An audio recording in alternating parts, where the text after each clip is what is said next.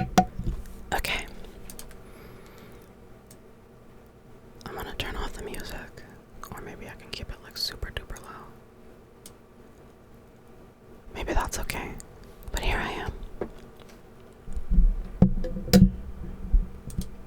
Hi. So we fixed my settings, so hopefully that's coming through really good. Please let me know if the gain needs to be higher or if I need to like turn myself up or something. Just let me know. I think my gain is pretty high right now. What is up, everybody? Good morning. It's 10:54 for me right now. I woke up not that long ago.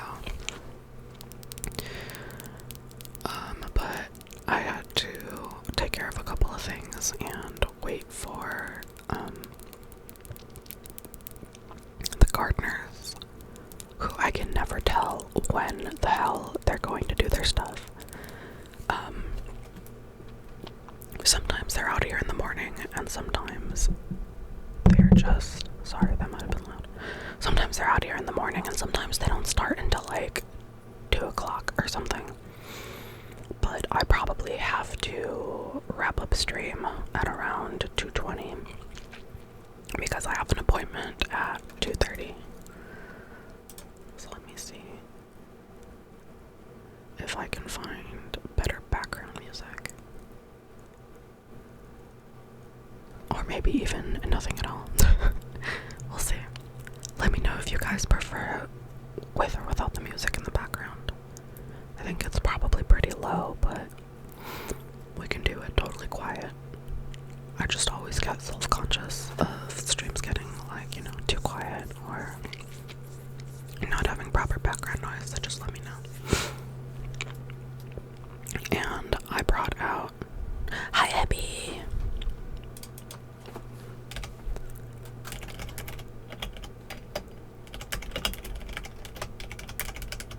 I'm gonna shout out Abby Scrimps. What is 2:20 in European time? High power! Let's see, I think right now for you it is gonna be 8 p.m.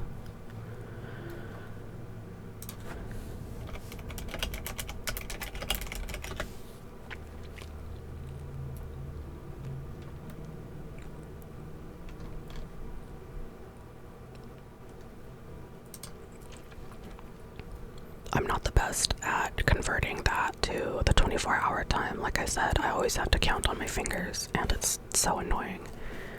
You freaking love ASMR. Yes, I'm so happy to deliver. I love ASMR too, but I've never made, like, a series of videos or anything.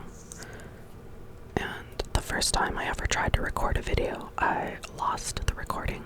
And then the second time I ever tried on stream,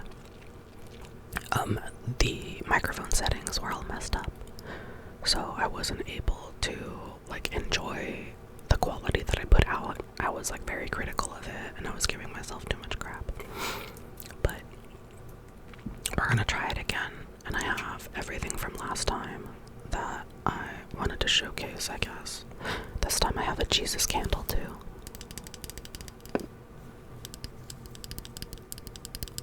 Was that the stream you first saw me? I think so. I didn't really like the audio quality, so we tried to fix it a little. Hopefully this comes true a lot better.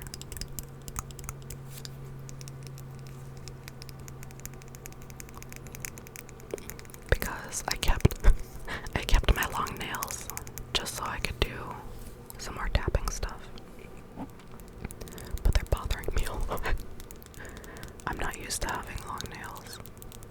And I was like, oh, I'll just grow out my nails so that I can do an ASMR stream with them, and also for the Barbie movie. But then I didn't end up going to see the Barbie movie, and my first ASMR video recorded on Twitch was really bad quality. So we're back at it again. And I have, what do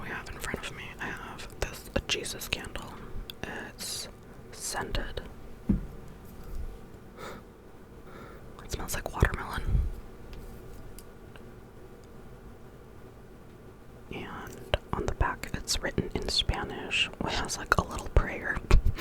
And I'm not religious, but I was raised religious, and sometimes like I still like little iconographies and stuff like that. Like, I do not agree with the Catholic Church, but their aesthetic kind of goes off. This is very relaxing. Good, I'm so glad. Anything to help. I like the bottom of it.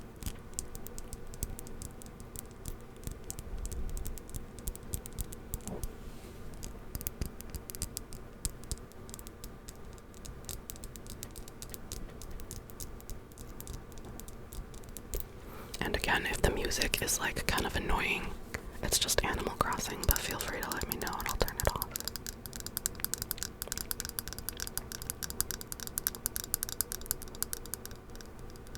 This is the Jesus candle. It has the Virgin Mary on it, and it smells like watermelon. I think that's kind of funny. I got it for like $1 or something at Walmart, but something inside of me was like, Jesus candle, I need one. Not for any reason in particular. I just like, I think it's nostalgic, I guess.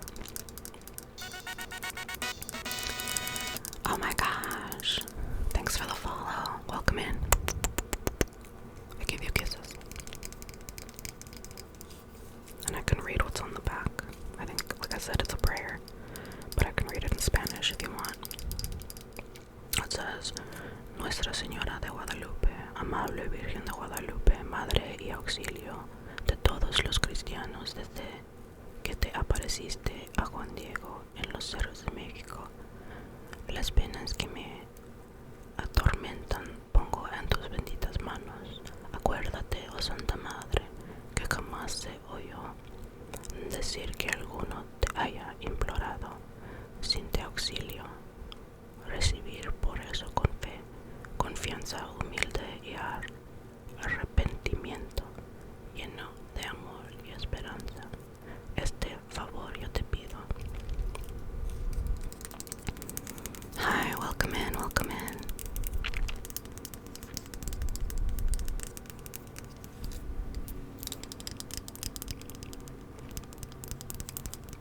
So the little prayer on the back, I can also read it in English because it comes in Spanish and English. And like I said, I'm not religious. Like, I just grew up with it. And my parents tried to push their religion on me a lot. I'm just very familiar with it, I guess. It's kind of funny. It doesn't say anything too crazy on the back, honestly. That's just... It's just like, Virgin Mary, please help me. Amen. And I'm like, yeah, that makes sense.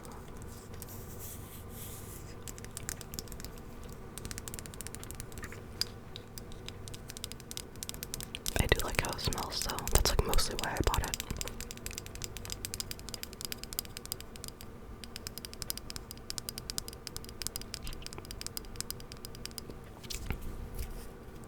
I don't know if I'll ever light it, though. I have a lighter around here somewhere. I'm like looking at it. Maybe it won't be too loud. That was really loud. That's okay. I won't light it right now. I can keep it longer if I don't use it. Plus, it smells really nice. I think a lot of religious aesthetics go hard. Power, you are so right. Like, conceptually, and for all the things they stand for, I do not agree with a lot of religions. I don't believe in organized religion and stuff like that. But like rosaries and stained glass windows and all that kind of stuff is like, wow, that's really pretty. I love traveling and like taking pictures of churches and stuff, or like cathedrals, because they're really pretty.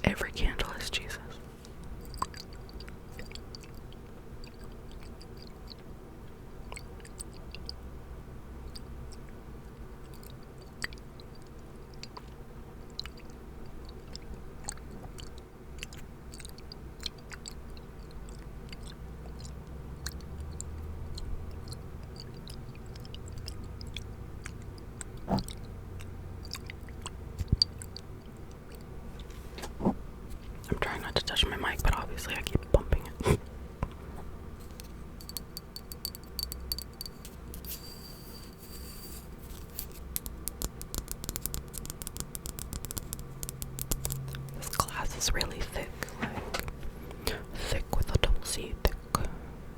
A lot of perfume bottles tend to have like a really, really nice thick glass. No offense, but almost every Mexican household has a Jesus candle. Yeah, duh. It's a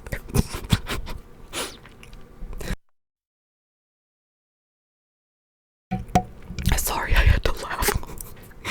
That's not an offensive thing, silly. Mexicans are very Catholic. It was, you know, the Spaniards and all that. We're not gonna get into the history of Mexican history. But yeah, like I said, it's a Virgin Mary candle, not necessarily Jesus, but I was raised Catholic, so it's things I'm familiar with.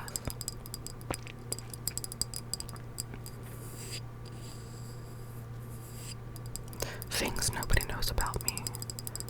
Because I was raised Catholic, I went to Catholic school and I went to church like twice a week for so much of my life. So I'm very familiar. Very, very, very familiar. A lot of Mexican families are very Catholic, very traditional, stuff like that. Lots of my parents were. They're Mexican immigrants, and even though, like I talked to my aunties and stuff, and they weren't raised, like, super religious, as far as I know, but it's very, like, deep in the culture to, like, you know, fear God. So even families that don't, like, actively practice, there's still, like, this innate respect, and, like, I get it. I respect people's religions, it's just not for me.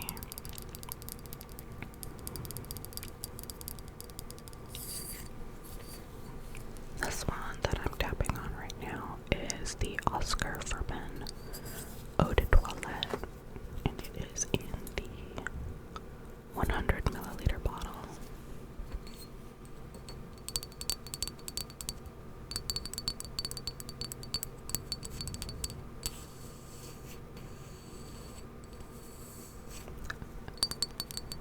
It's a really nice frosted glass.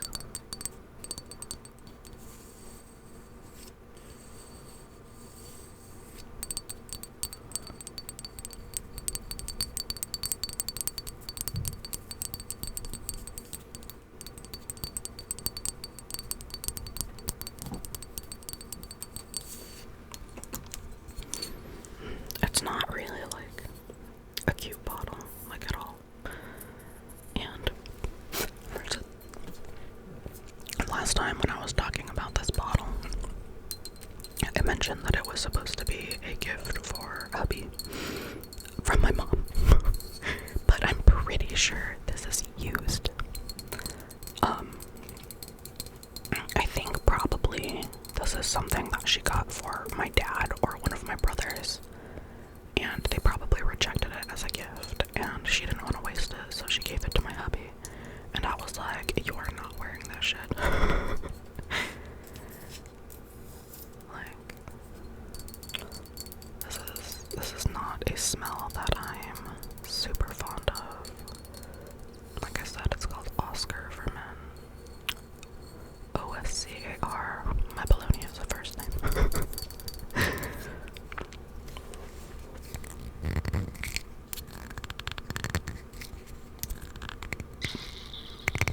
Trying to get the lid off. It's definitely not my favorite smell. I'm not even sure how to describe it. It's really strong. It smells like you're going to a party or something. I don't know. It smells kind of fresh, but at the same time, like, very strong. It's not my favorite.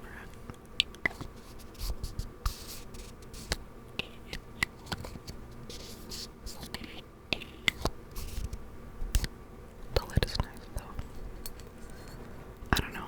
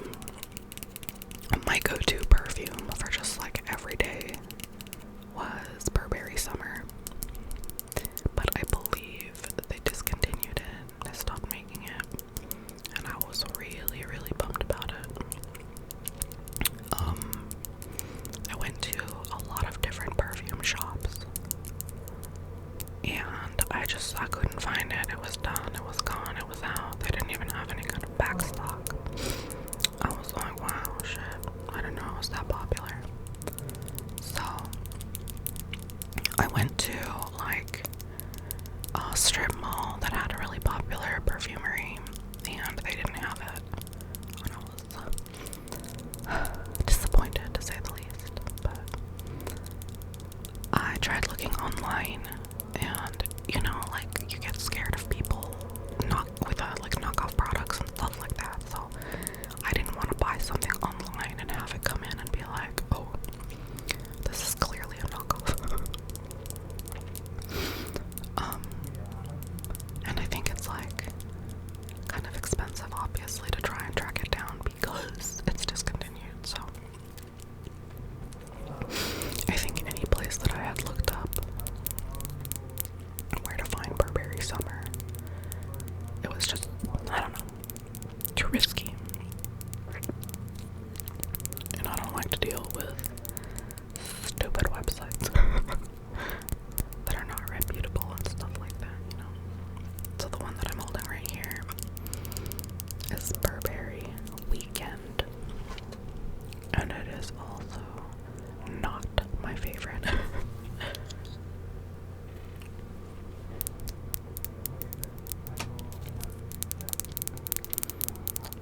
This is in the 30ml bottle, and it says Burberry Limited London S1 SW1P to AW, made in France. And this is Eau de Parfum, whereas the Oscar is Eau de Toilette. It's just a lot stronger. And this to me is like an evening perfume almost. Like, I don't like to wear this like on the daily because it's kind of like a mature smell. Like, I feel like my mom would wear this more than me.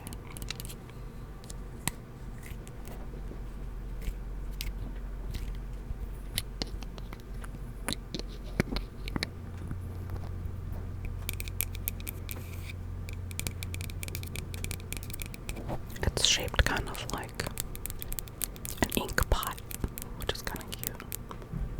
But it's kind of like old lady smell. It is a little bit grandma smelling. Or, you know, like I said, definitely like an evening perfume. Like if a younger person wore this out to like an evening event that was like a little bit more on the formal side, I guess that would make more sense, you know. This is just like very strong smelling. It gives me old lady vibes. I think I wore this to work like one time, and I like smelled myself all day. I was like, fuck, this is way too strong. I can't do it. So I don't really wear this one too often. And if I do, it is like the smallest amount I can get out of the bottle. Because otherwise, I smell like it for days. Like, this Eau de Parfum business is the real deal. The staying power for this perfume is like kind of ridiculous. And that's admirable, don't get me wrong.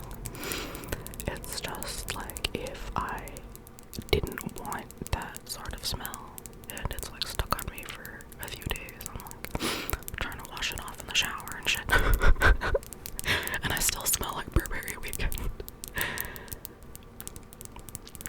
The big mucho smelling, you know. So this is a really nice little a little scent with staying power. So I don't want to say that it's bad.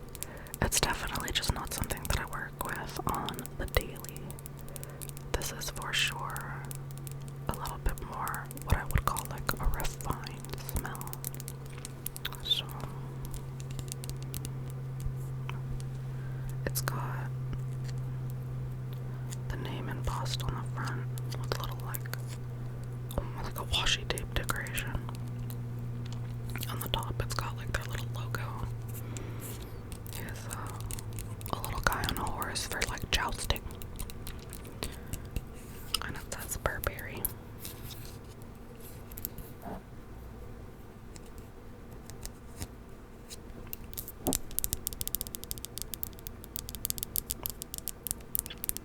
This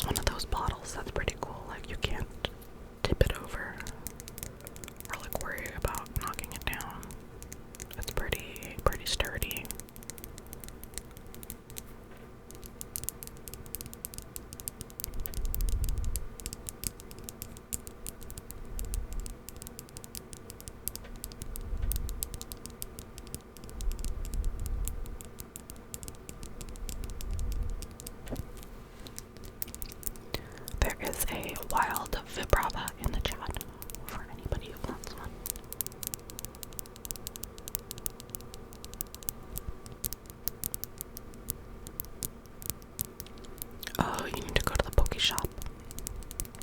Exclamation mark, Pokeshop. Pokeball, and the number of Pokeballs you want to catch. Fact. I'm sorry. Okay. This next one was an unexpected gift. So, I got this one with the Oscar for Men perfume. I'm sorry, cologne, I guess. It's still an eau de toilette. Who fucking cares? This one is by Versace. So this one is Versace Bright Crystal. I think originally run into it on a Cosmopolitan magazine. And I really liked it, but I didn't want to go out of my way to get it just because like I have a couple of perfumes I really like already. I didn't feel the need to, right? So I think what happened was my mom, I think, definitely bought this for herself and didn't like it. That's what happens a lot in my family. So I think this one was also like a little bit used. I think she bought it because she saw like the sample of it and decided that like, oh, I'll just re-gift it, which is fine. But I think there's a little bit used in this bottle already. This is also a 30ml bottle with a very, very thick glass.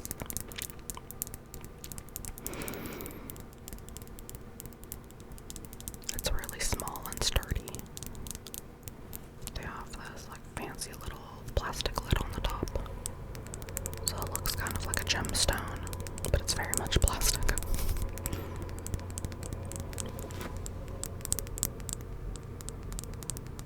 And again, let me know, y'all, if the Animal Crossing music in the background is like distracting, annoying.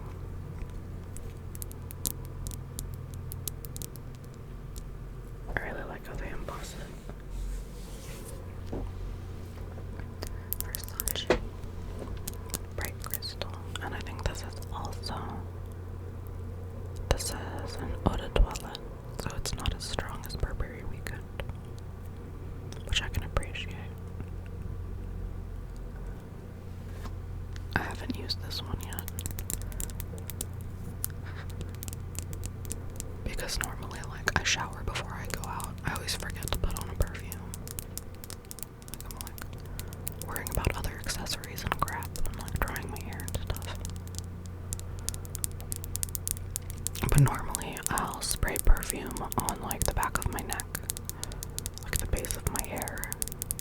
I feel like that helps it smell nicer. Like spraying perfume in your hair makes it like, I don't know, the smell particles travel easier. I don't know what to call it. But I know people put perfume like way too much on themselves. They do like their wrists, their back of their ears, the back of their neck, their chest, and it's like, whoa, buddy. Slow the fuck down. You don't need that much perfume, I promise. If you want to put some perfume on, and it's like a stronger one, spritz it on your stomach. You can do one spritz on your stomach of a strong perfume, and if it's like an eau de toilette, the back of your neck. But usually like the wrists is too much. It's too concentrated, at least for me. And I don't ever like drench myself in perfume. If I'm gonna do an eau de toilette, it's 2 spritzes on the back of my neck. And if I do an eau de parfum, it's 1 spritz on my stomach. That way, it's not like overbearing or obnoxious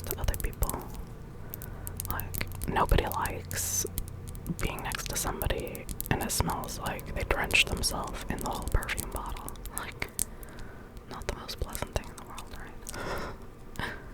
I try to avoid being that person.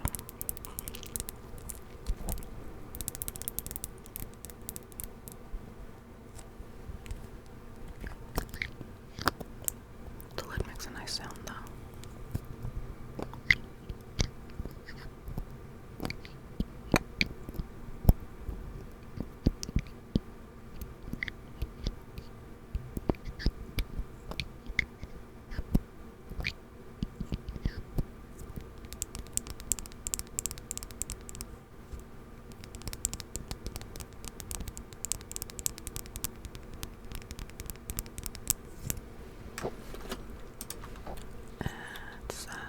This music is supposed to have rain with it, but it doesn't sound like it. So I'm just gonna turn it off, I think. Oh, my chair was probably really loud, sorry.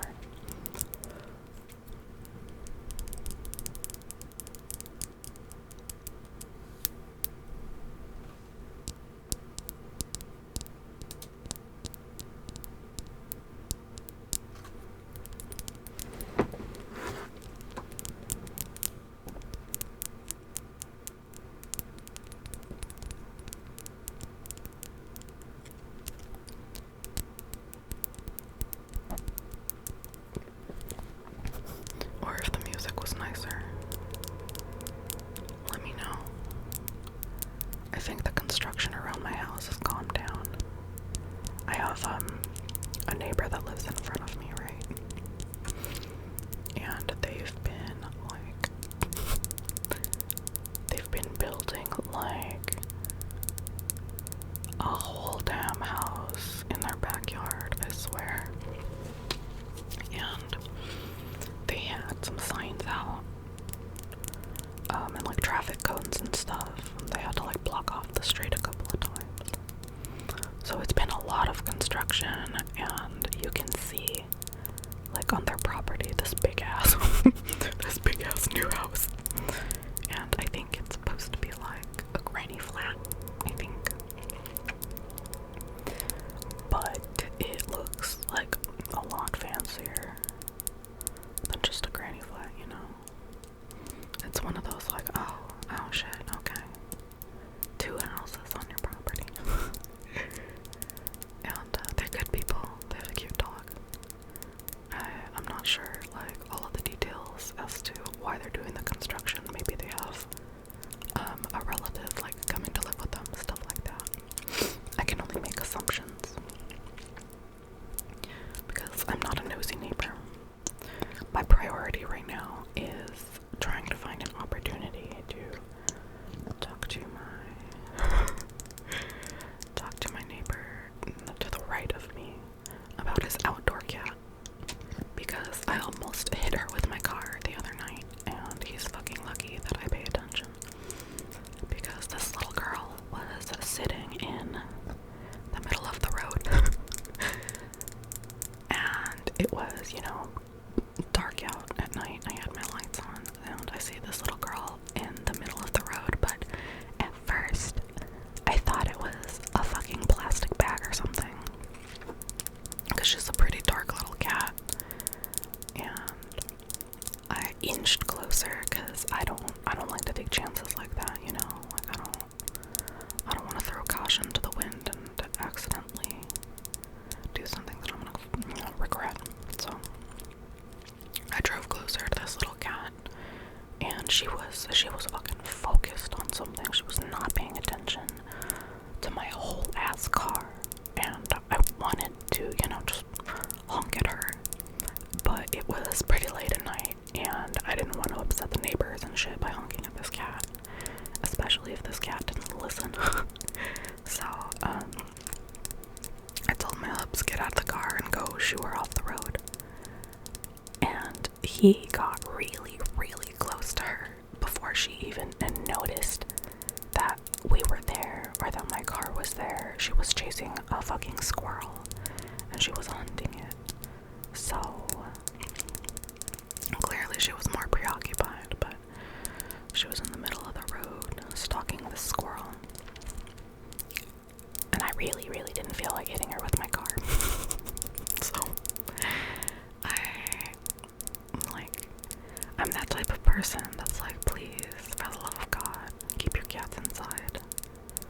reason not to. Don't argue with me at the end. Keep your cats inside or don't have cats.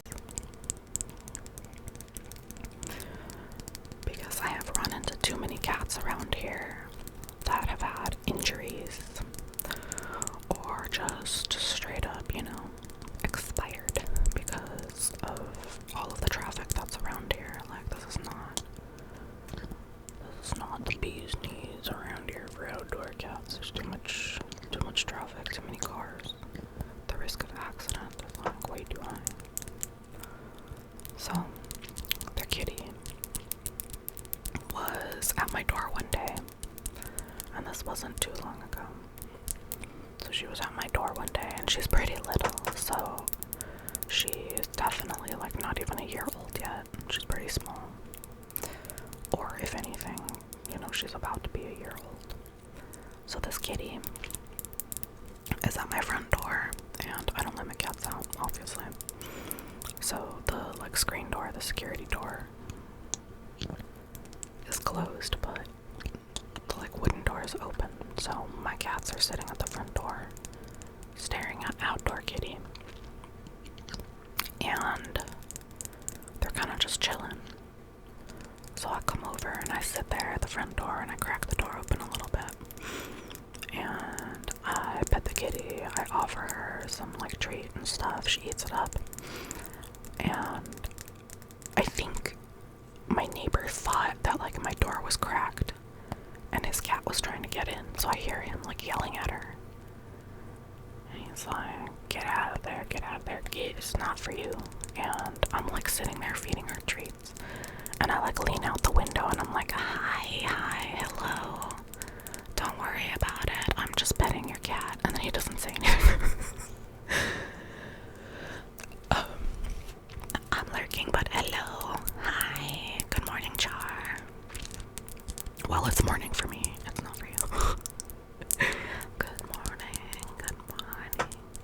it's great to stay up late. Good morning to you. So that was Versace. I think the downside of my cats interacting with that little kitten was, I think she gave them fleas. So after that incident, because that kitty is obviously outside all the time, she looks a little too thin, and obviously their owner doesn't take super good care of her, right? Because she's outside all the time hunting animals. So she looks too thin. I gave her a treat. I gave her one of those little cat yogurt pops, and she sucked it down. I gave her a good brushing, and I washed my hands and the brush, but I think she still managed to give my kids fleas. So I had to go out and get some Advantage to spritz on my kids.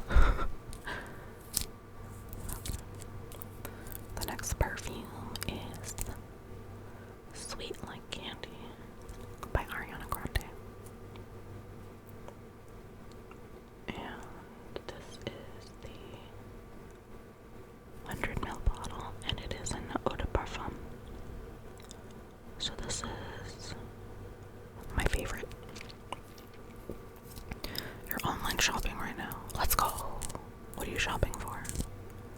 I love cats. I wish I was a cat. Sometimes I do wish I was a cat. But then how would I pick up all of my stupid kitties and bench press them? Shopping for fidget toys and little things. Oh my god. Okay. Oh, power. Listen. At Walmart. No, Target. At Target. They have these cute little fidget toys. I can't remember what the hell they're called, but they come in chameleon and dog and monkey, and the monkeys have little butt cheeks that you can pop in, and then their ears pop them out, and it's so funny. You have a dog. I love dogs. I did have a dog for 20 years, and she passed away a few months ago. She got old, really old, and had kidney issues and stuff, so we had to get her put down. I think she was on her way out anyway. But I didn't, I didn't want her to struggle. I like the ones that go click, click. Oh, there's a couple of those. I think the Chameleon has an eyeball that you can rotate, and it makes a clicking noise.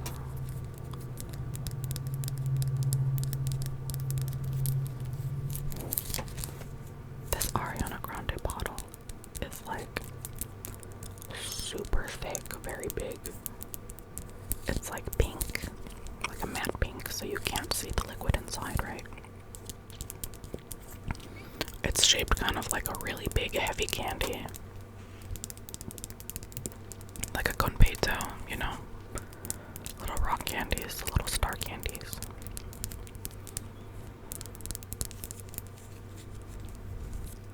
Yo, you got the Roselia, let's go.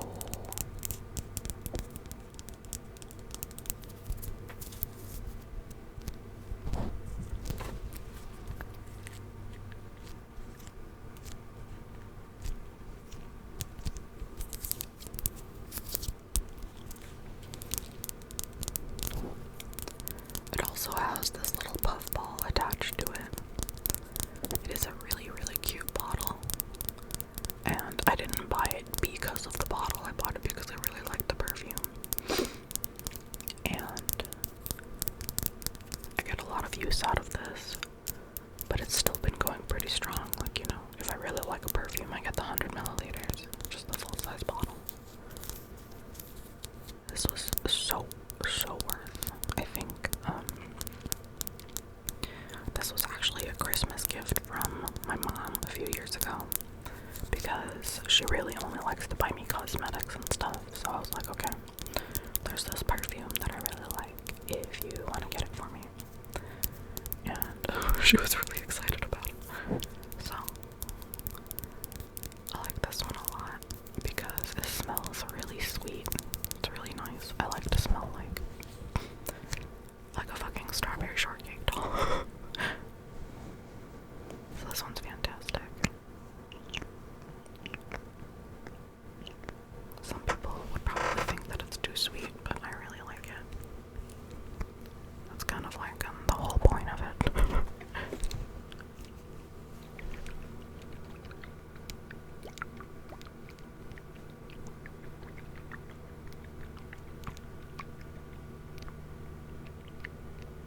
You can hear all the liquid inside.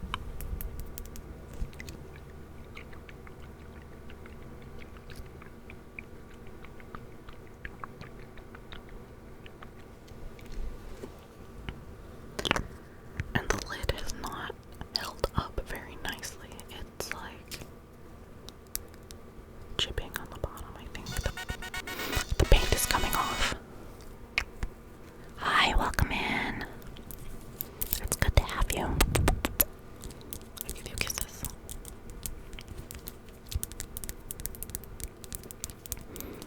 This is definitely a perfume that I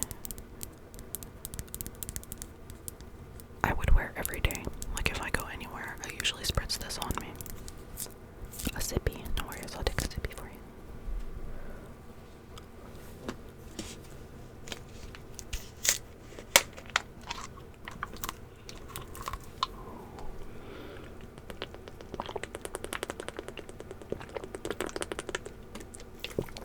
Big sippy.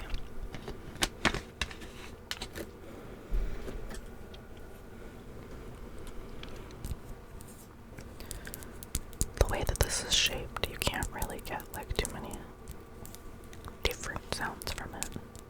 But it has a really nice like muted sound to the tap. You want another one? You're gonna waterboard me.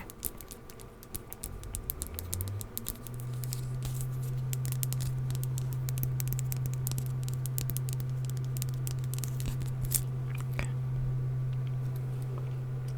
Another sippy.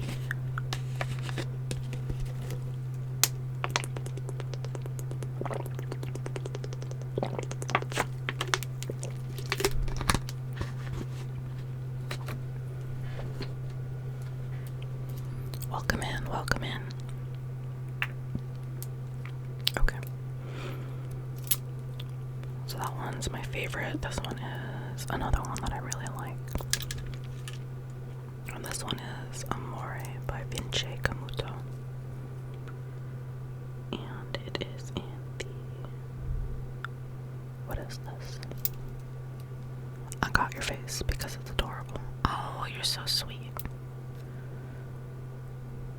You're too good to me, Small. Let me see. This is also an eau de parfum, and it is a 30 milliliter bottle, so it's quite small. But oh my god, this is so expensive. So I try to use it very, very sparingly. I think this was also a gift from my mom. And it's got like this fancy little like ribbon on it.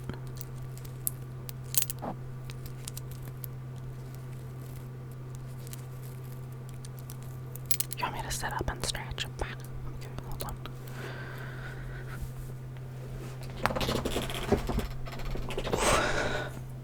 Ouch, ouch.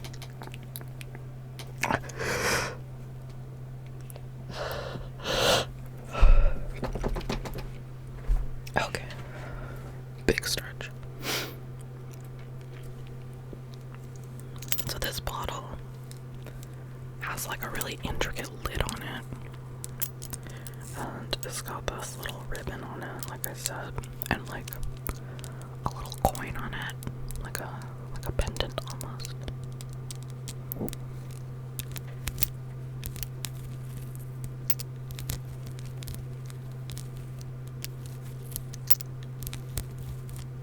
And it's really pretty.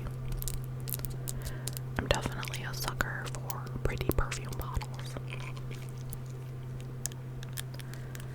And the lid is really fancy. It's plastic, but it's like really intricate.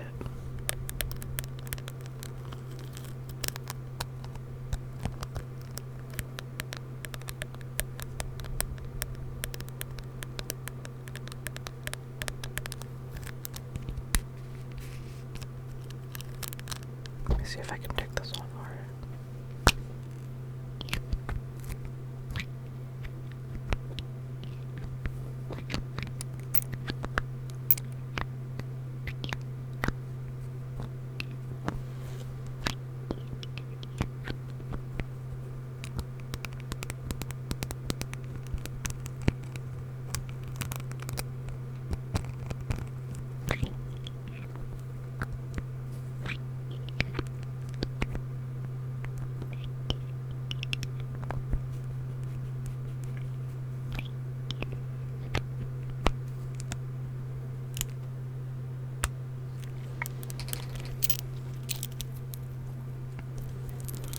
This little bottle definitely has some really, really thick glass on the bottom. It's very pretty. It looks kind of like a fancy paperweight. You know, sometimes you find like this nice little like crystal blocks and they have like a design in the middle. That's kind of what this reminds me of.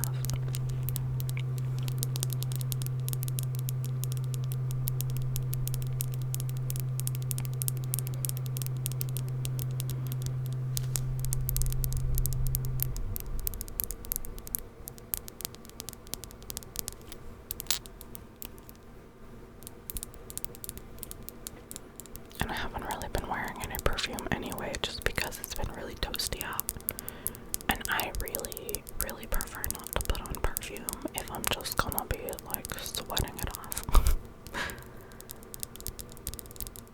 Like, you know, nobody likes when you're super sweaty and it smells like you covered yourself in Axe body spray, right? Same concept. It's not fun to be sweaty and smell like you tried to cover it up with perfume.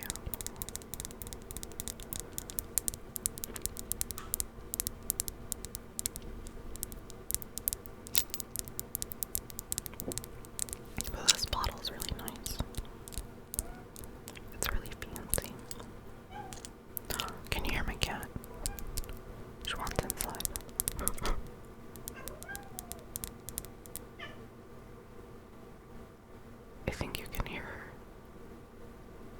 She stopped.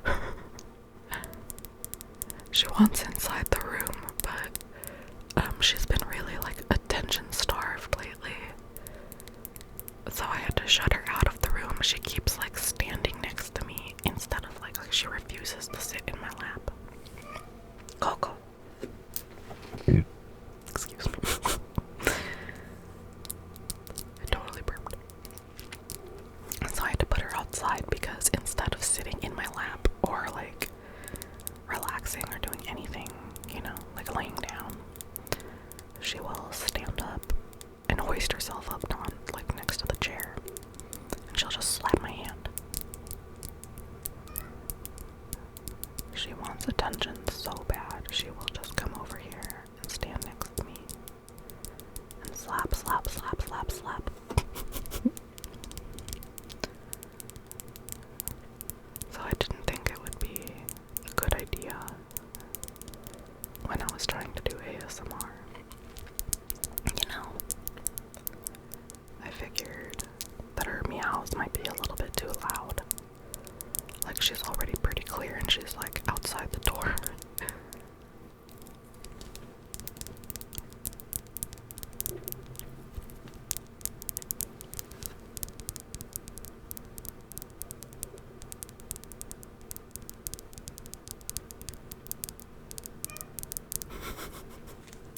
She's screaming. She's so funny. She knows she can't come in here right now. Oh my god, Coco. She wants attention so bad. But it's like, I tried to stream yesterday and she kept harassing me, and that was just a regular stream. So, now she's in the hallway, upset. She's griping. She's all pissed off. I'm starving her, she's dying. Yeah, that's how she acts. Okay. To nobody's surprise, this perfume, I think I either got it from like my mom or my sister. Or my mom gave it to my sister didn't want it, and she gave it to me. Something like that. But I really, really like the lid on this one.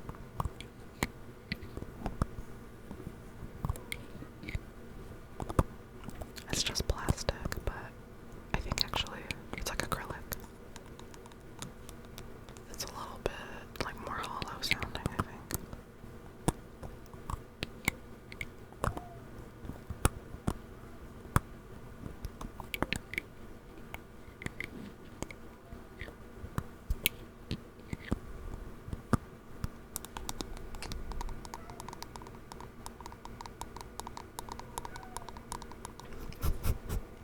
My cat's screaming. Why is she like this?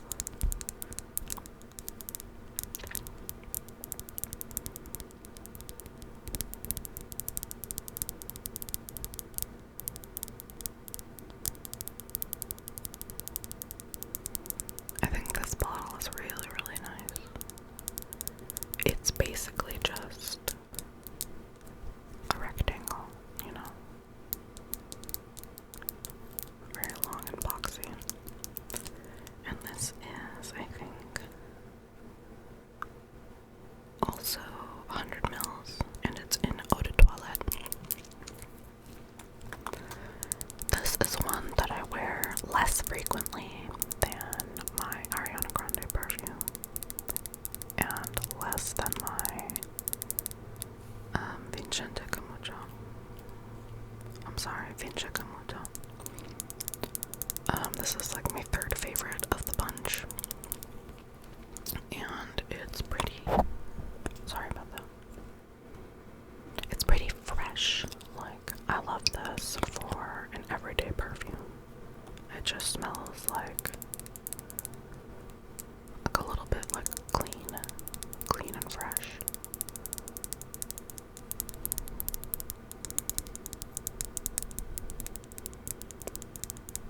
I think it has a little bit of a like floral smell to it, some citrus. I could be totally wrong, don't take my word for it. Describing things is not my strong suit.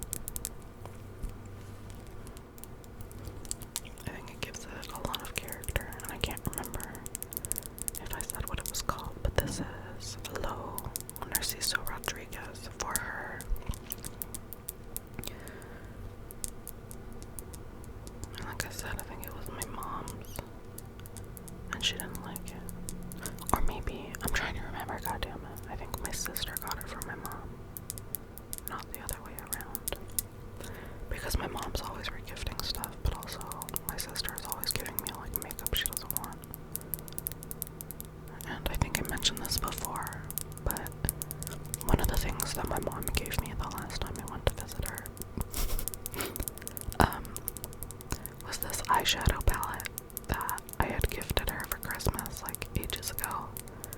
And she totally forgot that I gave it to her and she regifted it to me. And I was like, oh my god, why are you so bad at this?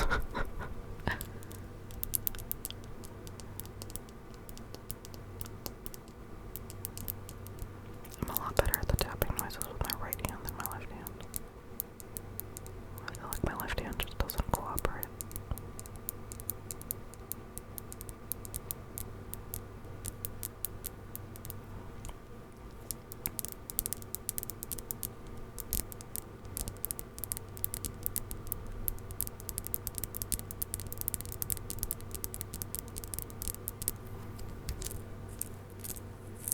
I wish I still had its like embossing on the bottom.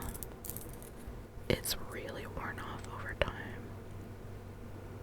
You can really like barely make out that it says Eau de Toilette.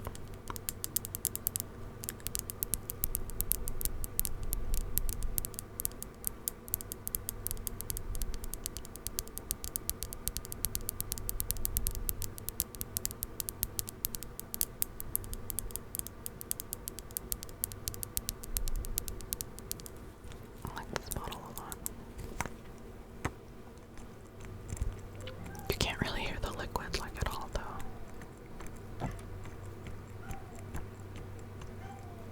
Oh my god, my cat.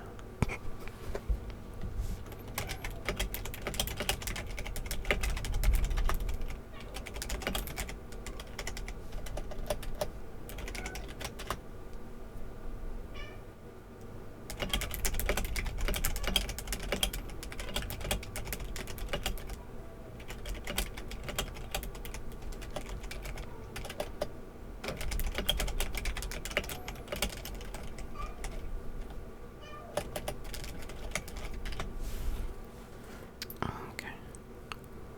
I want to listen to the liquid sounds of the Oscar bottle again.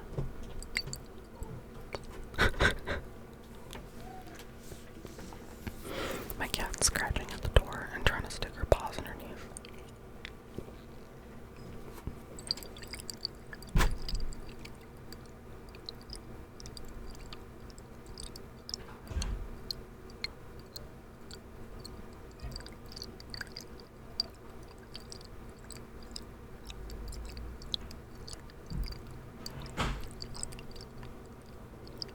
If I use a little bit more of this, because I think it's like half full right now, or like 70% full.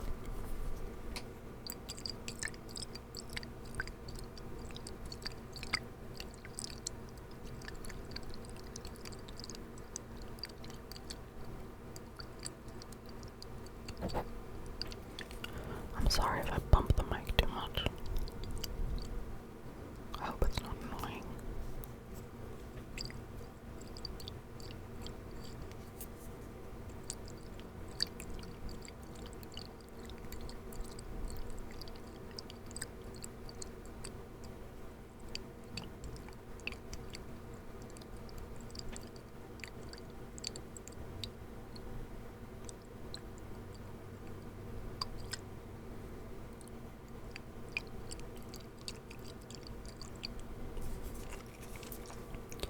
What else do I got? I have this really small perfume, and it's by Moschino. Moschino.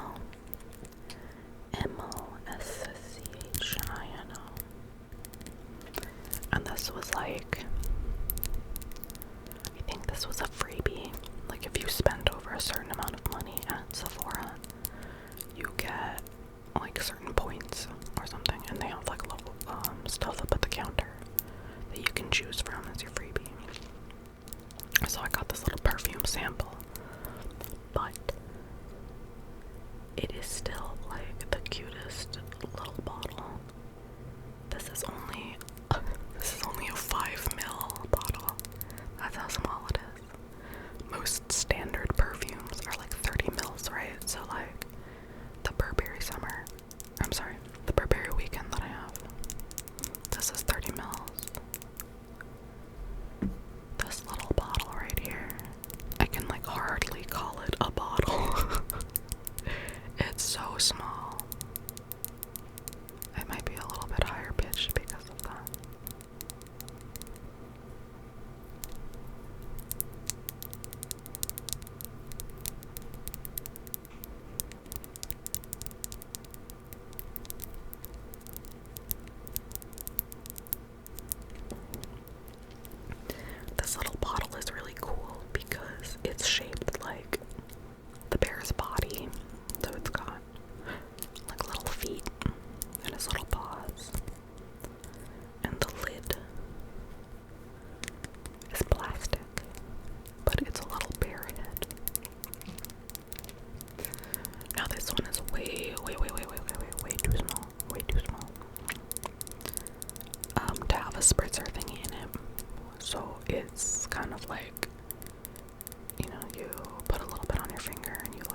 it behind your ears kind of deal. But this is really, really, really tiny. It's like a third of the size of like my palm.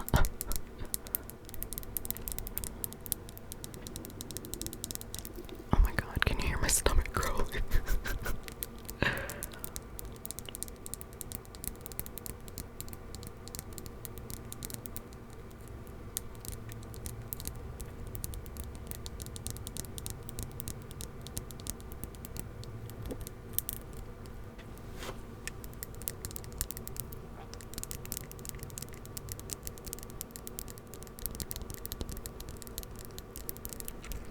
And this perfume is an eau de parfum, and it is called Toy 2 by Moschino. And this is actually an Italian perfume. Typically, most perfumes are manufactured in France. They have a very fancy little perfumery in Paris that I have visited, and they have a million little things for like mixing your own perfumes and stuff. And it's very fancy. But this is an Italian perfume. It's very strong. I think it's very pretty. I don't want to spill it or anything. It smells very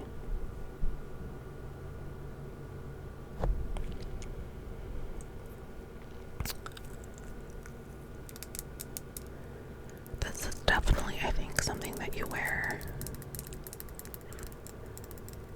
in the evening as well. I think if you're going to like an event or something, this is pretty nice.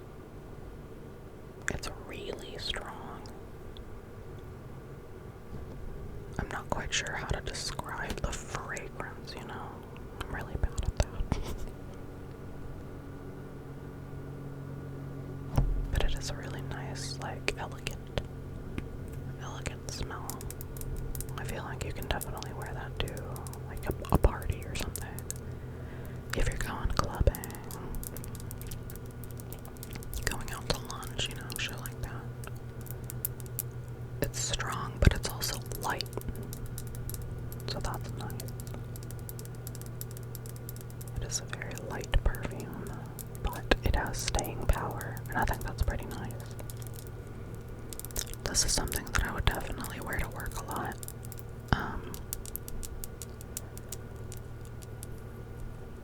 Just because it's very fresh. It doesn't really have, like a soapy smell, like something that I would describe more as soapy, I guess, is the Versace.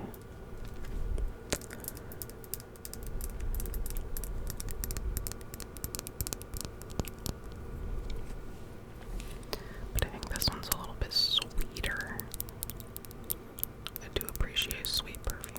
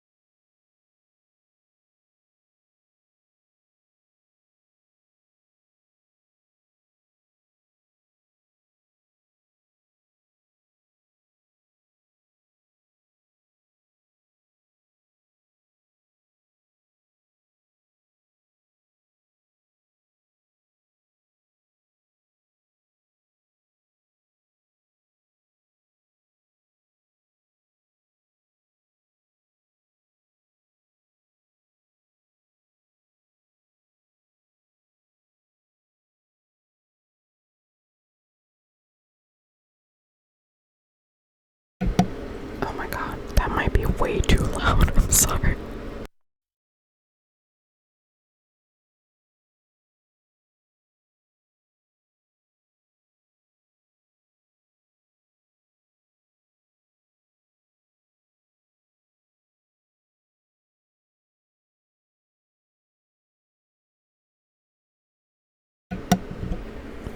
Let me know if that is just way too loud or if it's like white noise, because I don't want it to like ruin this video, but also it is becoming like 80 degrees in here, and for Europeans on the metric system that's like 30°C or something.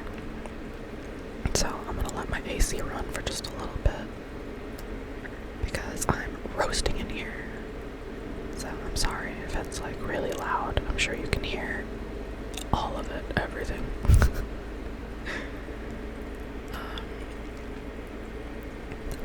So feel free to let me know if that's just like really distracting. Fan background noise is comforting. Okay. Can you still hear me clearly? Is that okay? Let me know. This is all still a bit like experimental for me, so I want to make sure I have it all okay. If the fan background noise is alright, hopefully it's just white noise for you. I have a couple of other things that I can tap on for fun noises. Okay. If at any point it starts to be like kind of annoying, if you feel like it's too much, let me know. Hopefully it's not super crazy loud, but I'm like really self-conscious of it. I turn my gain down like a tiny bit, but then I can't hear myself the best.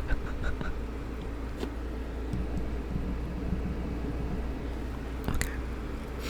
Hopefully it's not too bad. I'll keep it on for a little bit.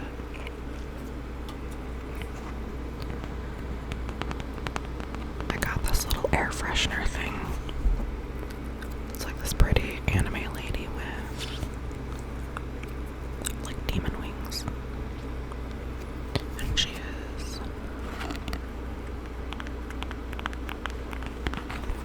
very smell nice. The little card says nocturnal and hello senpai.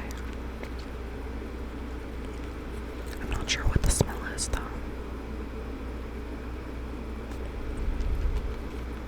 It smells kind of like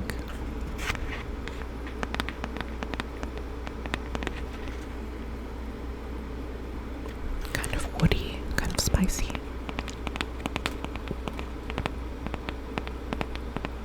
It definitely used to be a lot stronger.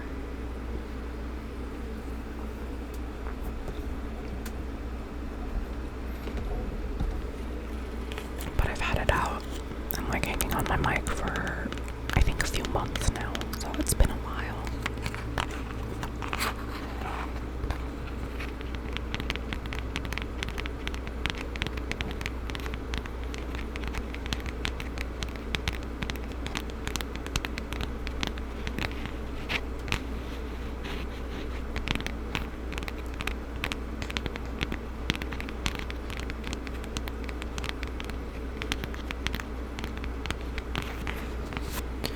It does smell still a little bit faintly.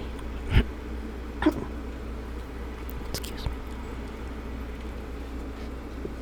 It's definitely more of like a decoration than it is an air freshener anymore. Just because the smell has worn off a little bit. But if you still like hold it up to your nose, you can smell it better. It is a little like black and purple cardboard hanger.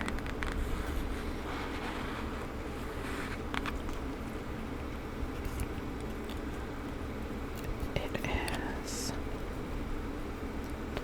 like this little card and this little like demon anime lady. It's really nice. I actually can't remember where I got it. I think it was a gift. It was either a gift or a freebie from something.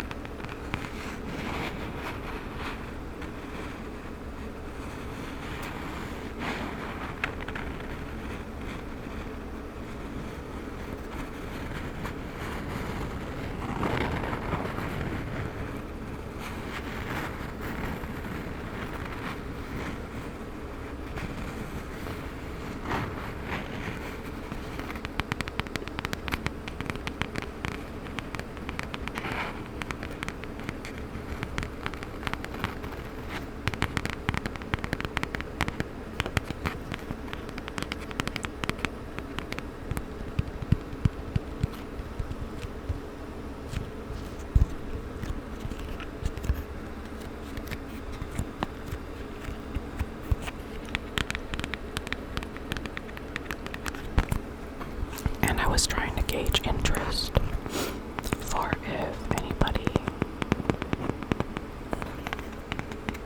wanted me to possibly read like a book. So I have some stuff on my phone. I have like Animorphs on my phone because I really, really love Animorphs. And I was thinking about possibly reading through the books as like an ASMR series.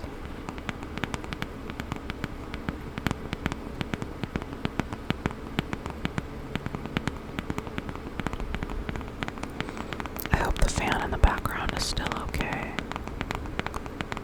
I know a lot of the time I'm listening to like an ASMR video and air conditioning turns on and it doesn't bother me, but I always get so nervous that it'll bother somebody else. Like, there's some noises that I try to avoid just because I know that they can feel like more like sharp and jarring than relaxing. Like a lot of people dislike like nail like buffing and like filing and stuff.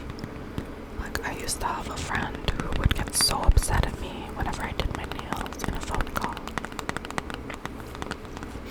because he hated the noise of nail filing like so much. And I understand that.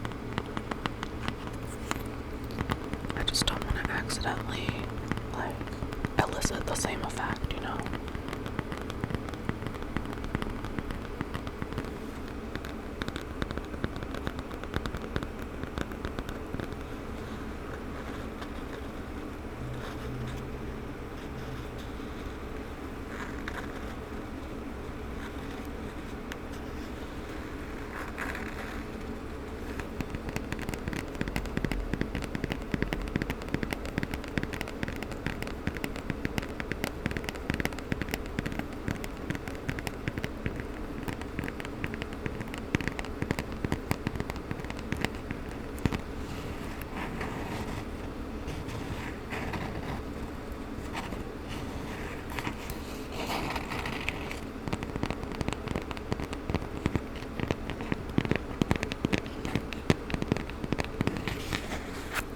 So I really like this little cardboard thing. And I really like how it smells. I love whenever I find a good air freshener because a lot of the times they're kind of like chemically and kind of annoying. Like, not so much an air freshener as it is like cover up for other smells. Okay, I'm gonna turn that off for now. I get hot and cold super easy. So, this is my Tamagotchi Uni.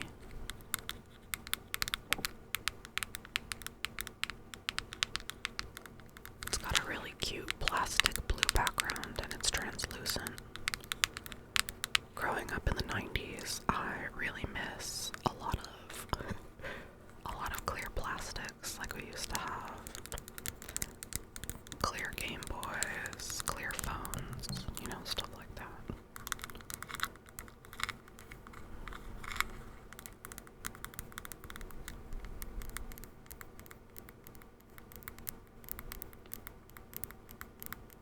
I like how dense this sounds. It's a really, really nice little plastic that they used for the Tamayuni. It's really colorful. I do have complaints about the fact that they are really limiting what types of Tamagotchis they are like re-releasing and focusing on, right? So I could make a whole podcast about how much I hate Bandai's decisions. Bamco, what the fuck are you doing? Bamco has so much opportunity to cash in on the Tamagotchi like marketplace. You know, so, because it really seems like we will never ever ever get any other model ever again besides a million different new shells for the P1 and P2.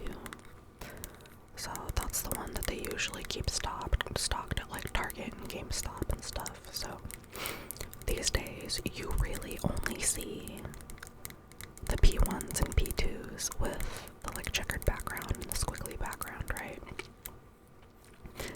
And they have really, really been capitalizing on Tamagotchi Nanos.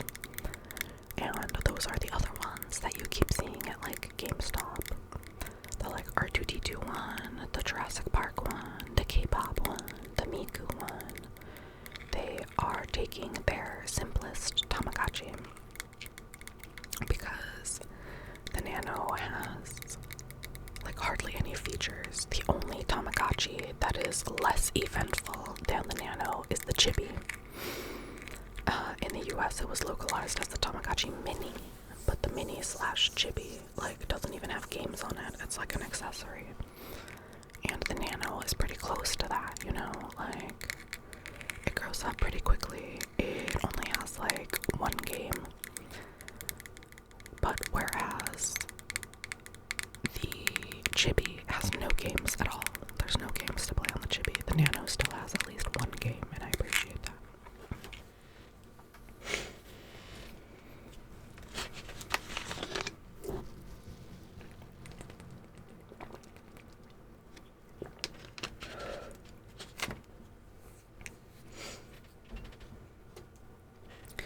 And it's not to say that I dislike the Nano. It's really, really amazing how many different types of Nanos they put out, right? My problem is really that because they focus so much only on reaching a broader audience with the Nanos and catering to people with like certain fandoms and stuff. So like they made a Demon Slayer Nano, they made Evangelion Nanos. And don't get me wrong, like I have the Eva Nanos and they're so cute. I love them so much. But they could really capitalize on bringing back like the connection models. They have other vintage old school models that are not the connections. Like they have the Umino, they have the bug Tamagotchi. That one's one of my favorites. They have the devil Gotchi, you know, the angel Gotchi. There's all this shit that they could bring back, but they just, you know, they choose not to because they're profiting too much off of Nanos. And it's kind of annoying, just as like a Tamagotchi fan, you know. I get a bit upsetty spaghetti.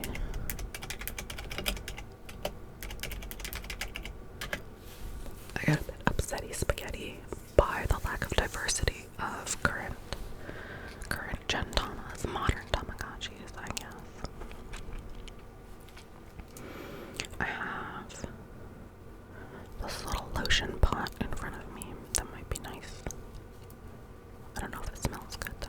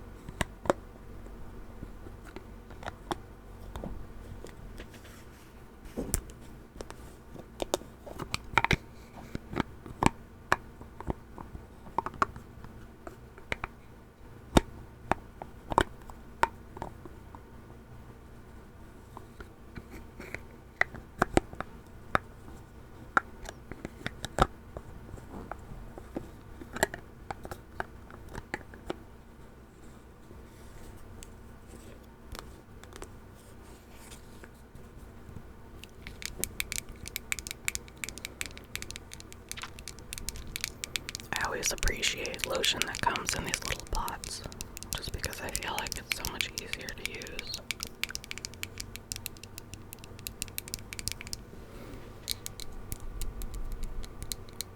I'm not super big on like scented lotions and stuff like that, because sensitive skin struggles.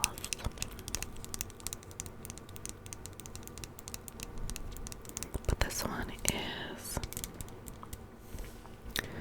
Aveeno's Calm and Restore for sensitive skin oat gel moisturizer. And I think I got this at Costco. And the directions say massage into face using upwards and outwards motion.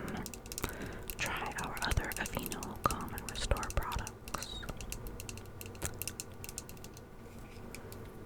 And this came in like a pack of 2, I think. So I have another one of these sitting around here somewhere. I think it's in the bathroom. Because the best time to put lotion on is after you shower. Because something, your pores are open and your skin is clean and all that.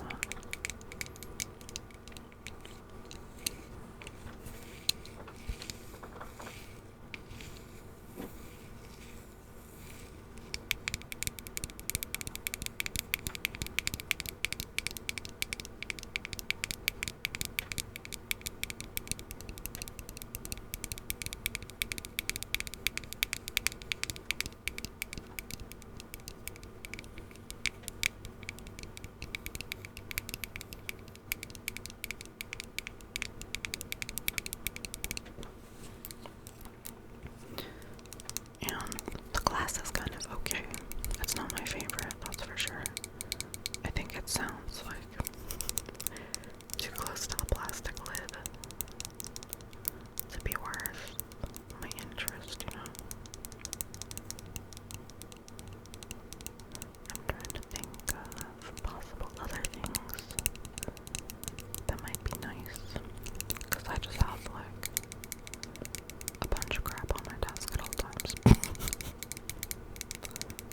Little decorations, plushies, a scented candle. Maybe this candle would be nice. Let me see. This one is not a Jesus candle. It is a teeny tiny little wax candle that my friend sent me as part of like a little care package, and it's in this really pretty little tin.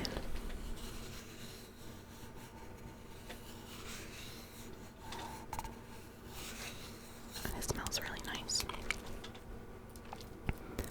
And on the packaging it says sending you the biggest hug. And it's labeled soy wax, only for you, handmade candle, aromatherapy experts.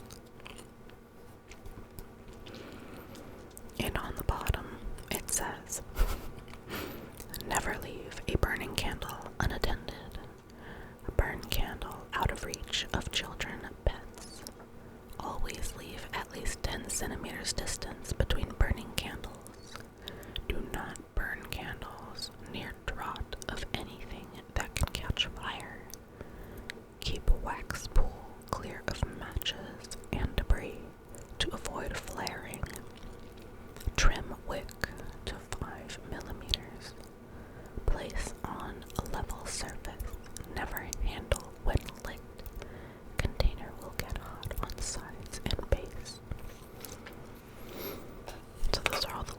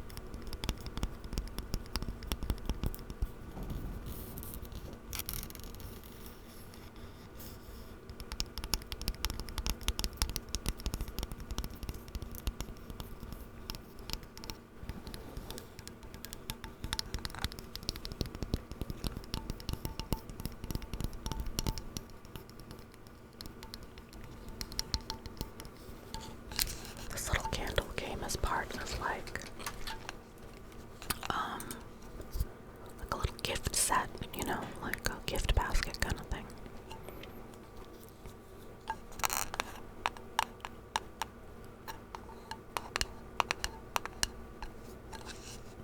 I think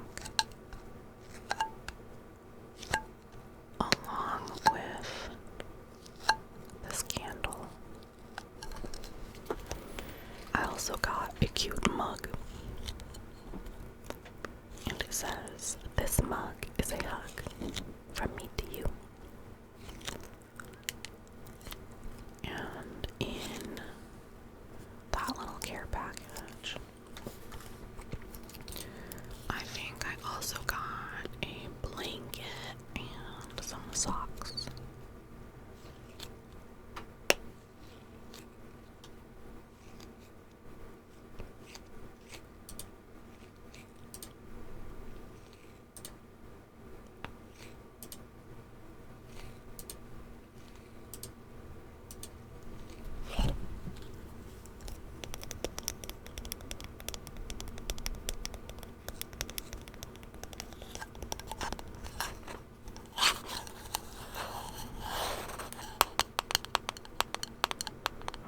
The lid is a lot more hollow than the bottom.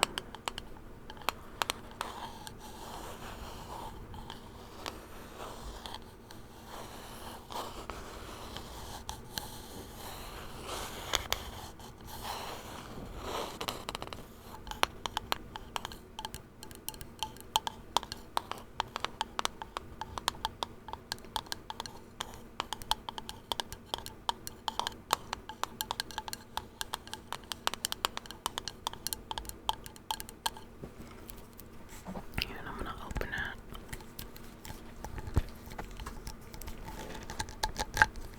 Or not.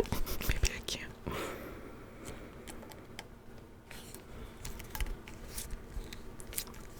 Maybe I closed it too tight.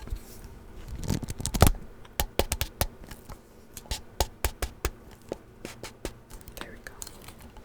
I'm sorry if that was really loud.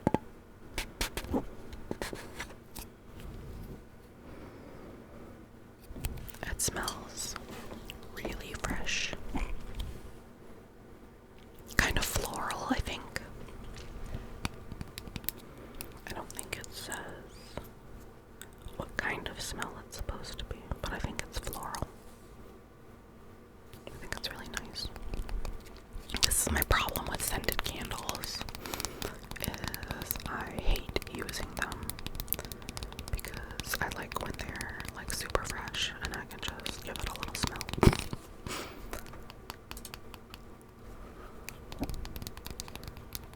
And I think that like when you burn them, it kind of ruins the freshness of the smell of your candle, you know?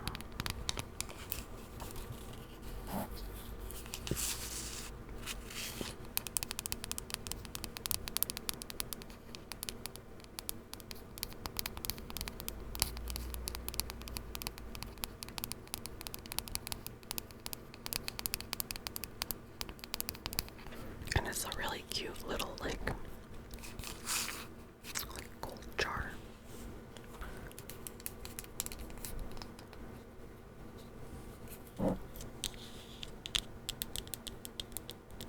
It's really little, but it's really cute. I keep it on my desk. I like to stack things on my desk, and I have a little Chansey like blind box figure that sits on top of this candle, and also a couple of little 3D printed ohms. OHMS ohms from Nausicaa.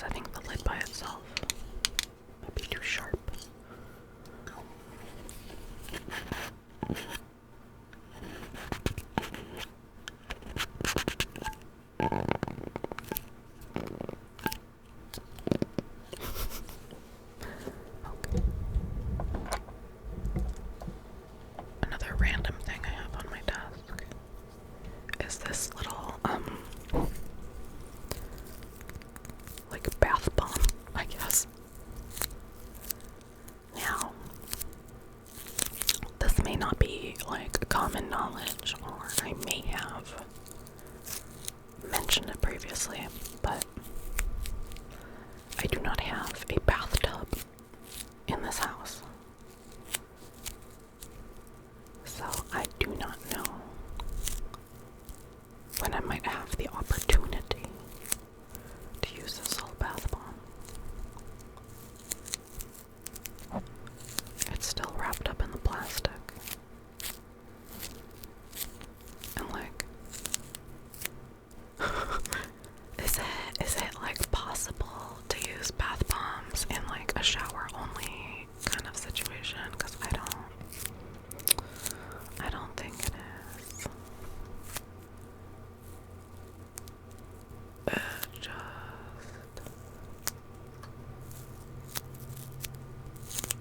It seems like it would not go the way I am intending for it. Because it's supposed to be that you know, put your bath bomb in the water and let it fill the water with all of its like soapiness and fun colors and like glitter and shit, depending on what kind of bath bomb you want.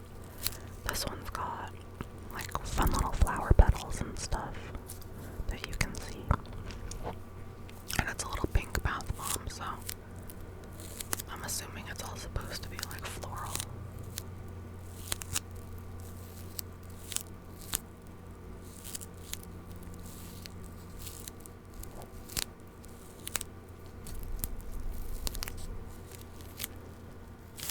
I like the little plastic noises.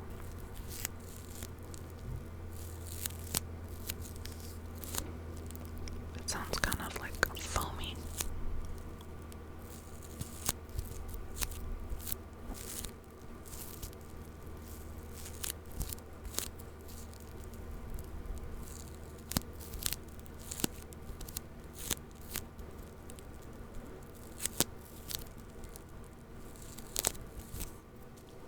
And I can also smell it a little bit. It smells really nice. Like roses and vanilla, I think.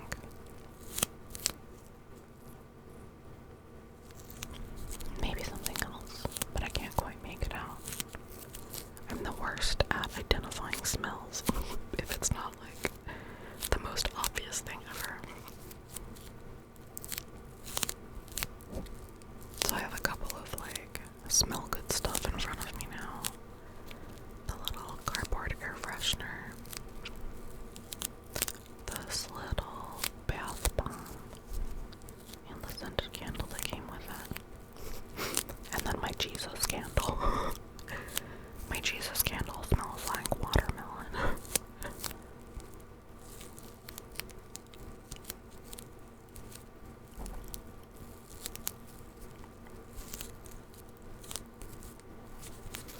I don't know if this would be any good for tapping. Not really.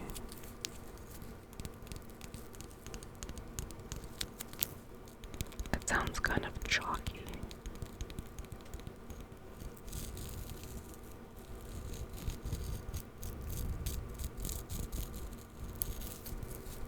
I hope that's not terrible.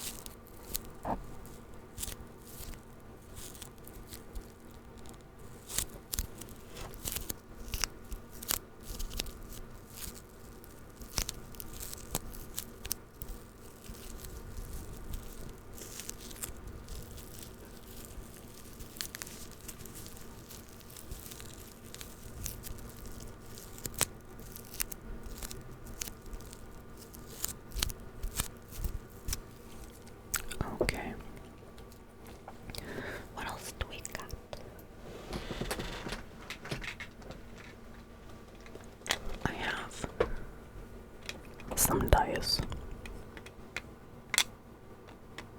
But this plastic might be a little bit too loud.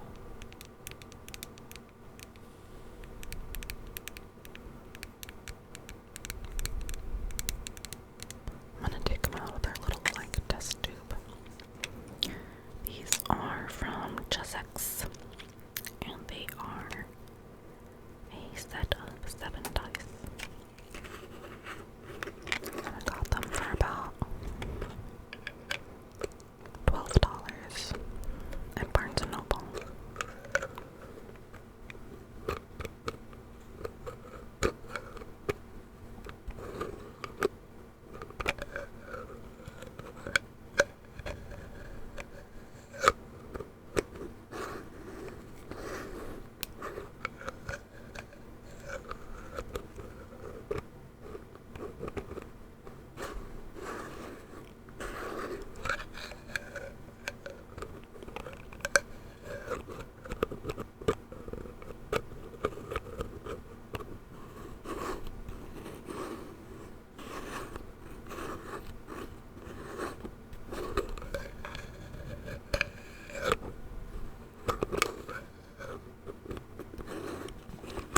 And the little containers that these come in is like not the most amazing quality, you know, but it does the job kind of deal. And I think they're really cute and creative. I'm already a sucker for cute packaging. Putting dice in a test tube was just too easy. They glow in the dark too, and I love glow in the dark stuff. Okay. So I'm gonna pour these into my hand.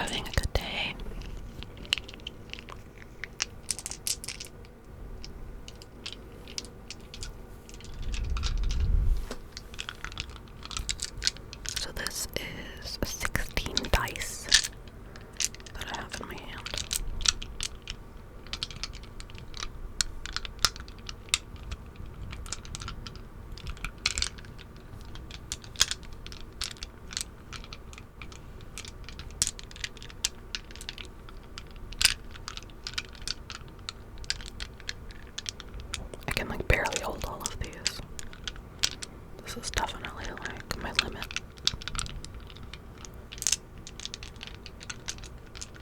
I think any more dice and I would probably be dropping them all over the place.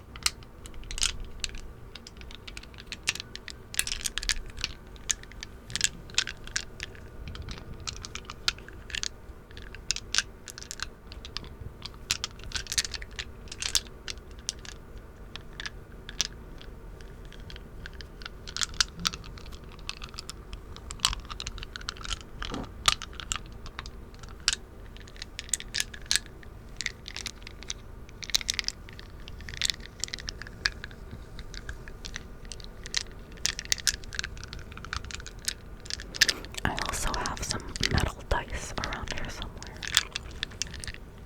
but I think those might be a little too aggressive sounding.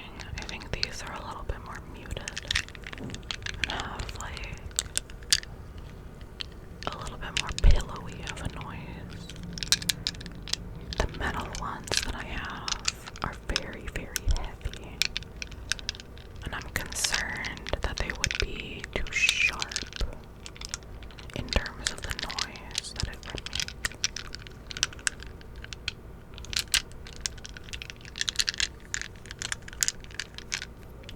Because I do appreciate like soft plastic dice sounding noises.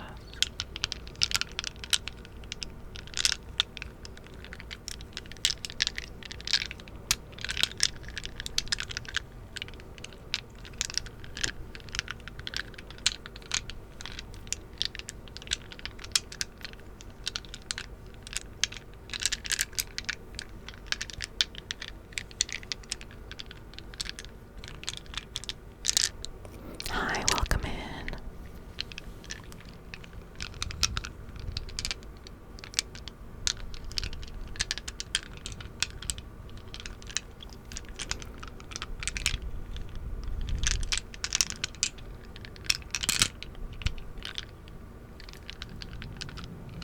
I don't think I could hold any more dice in my hand.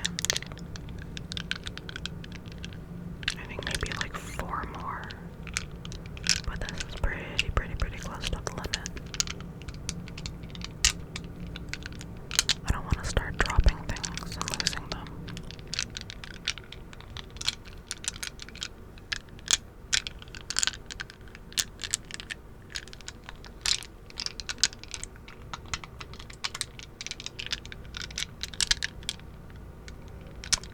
You're a Vaporeon. You can change it if you want. If you scroll down to my about, there is an extension to change your Pokemon. Yeah.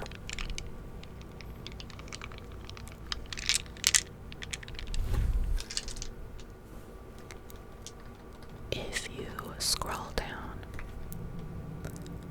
to all of my information down at the bottom, there is a little purple extension panel labeled Stream Avatars, and you can go and pick a different Pokemon from there. So right now, mine is a Pachirisu, but I could make it like a Chansey. See, I just changed it. And I'm gonna go back to Pachi.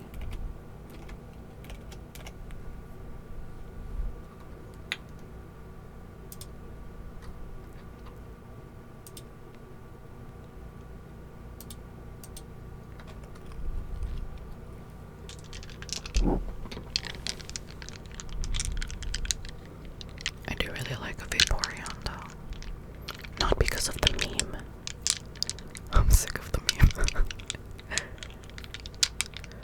When I was a kid, Vaporeon was like my favorite Pokemon ever because I really wanted to be a mermaid.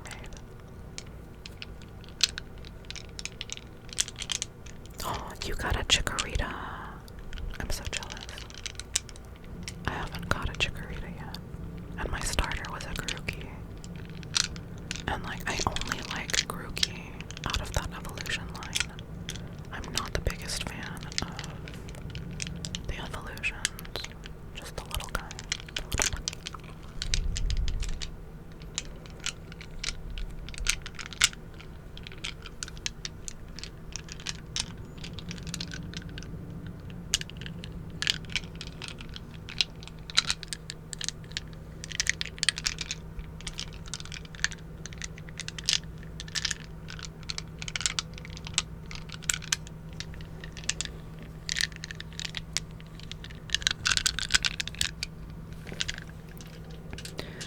Okay, I'm gonna put these dice away,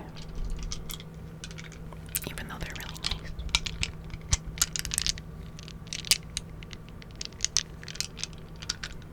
Okay,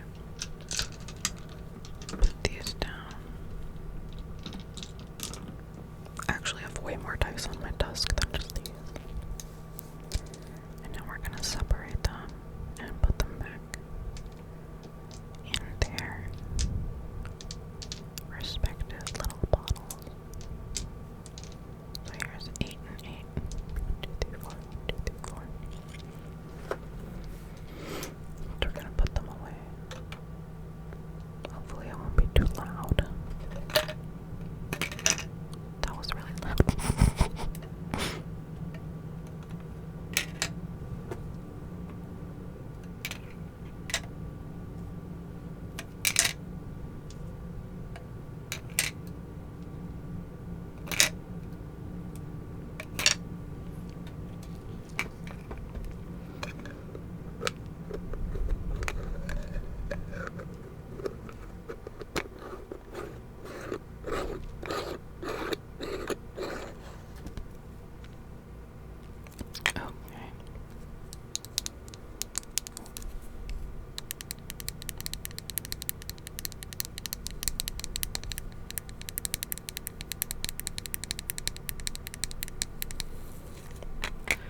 That is one little package of dice.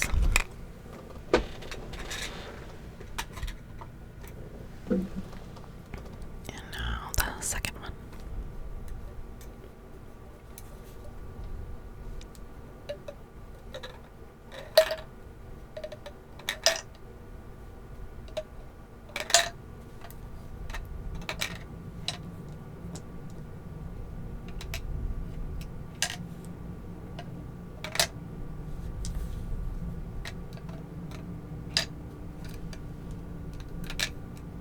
Okay.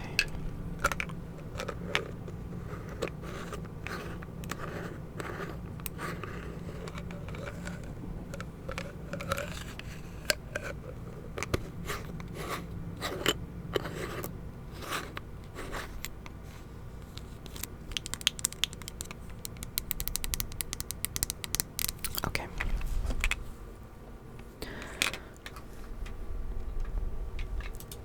Savvy, let me know which Pokemon do you want, and I can also change it for you.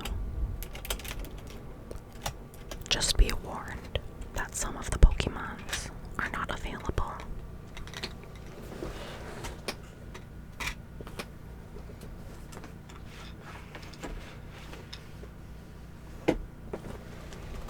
Okay. I have a magazine. I'm gonna rearrange my desk a little. Put some stuff back where it belongs.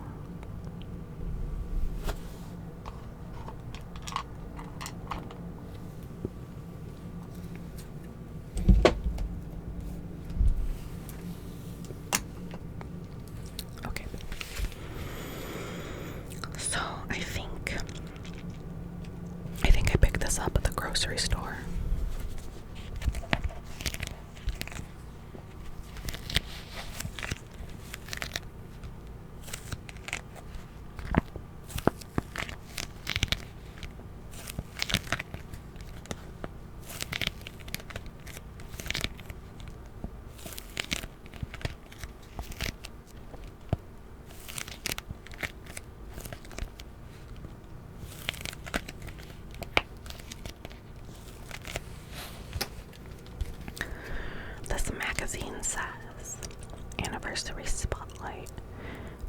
ultimate guide to manga and anime, and it's got classic characters, favorite franchises, first look at new releases, all the comic books, TV shows, movies, video games, and more.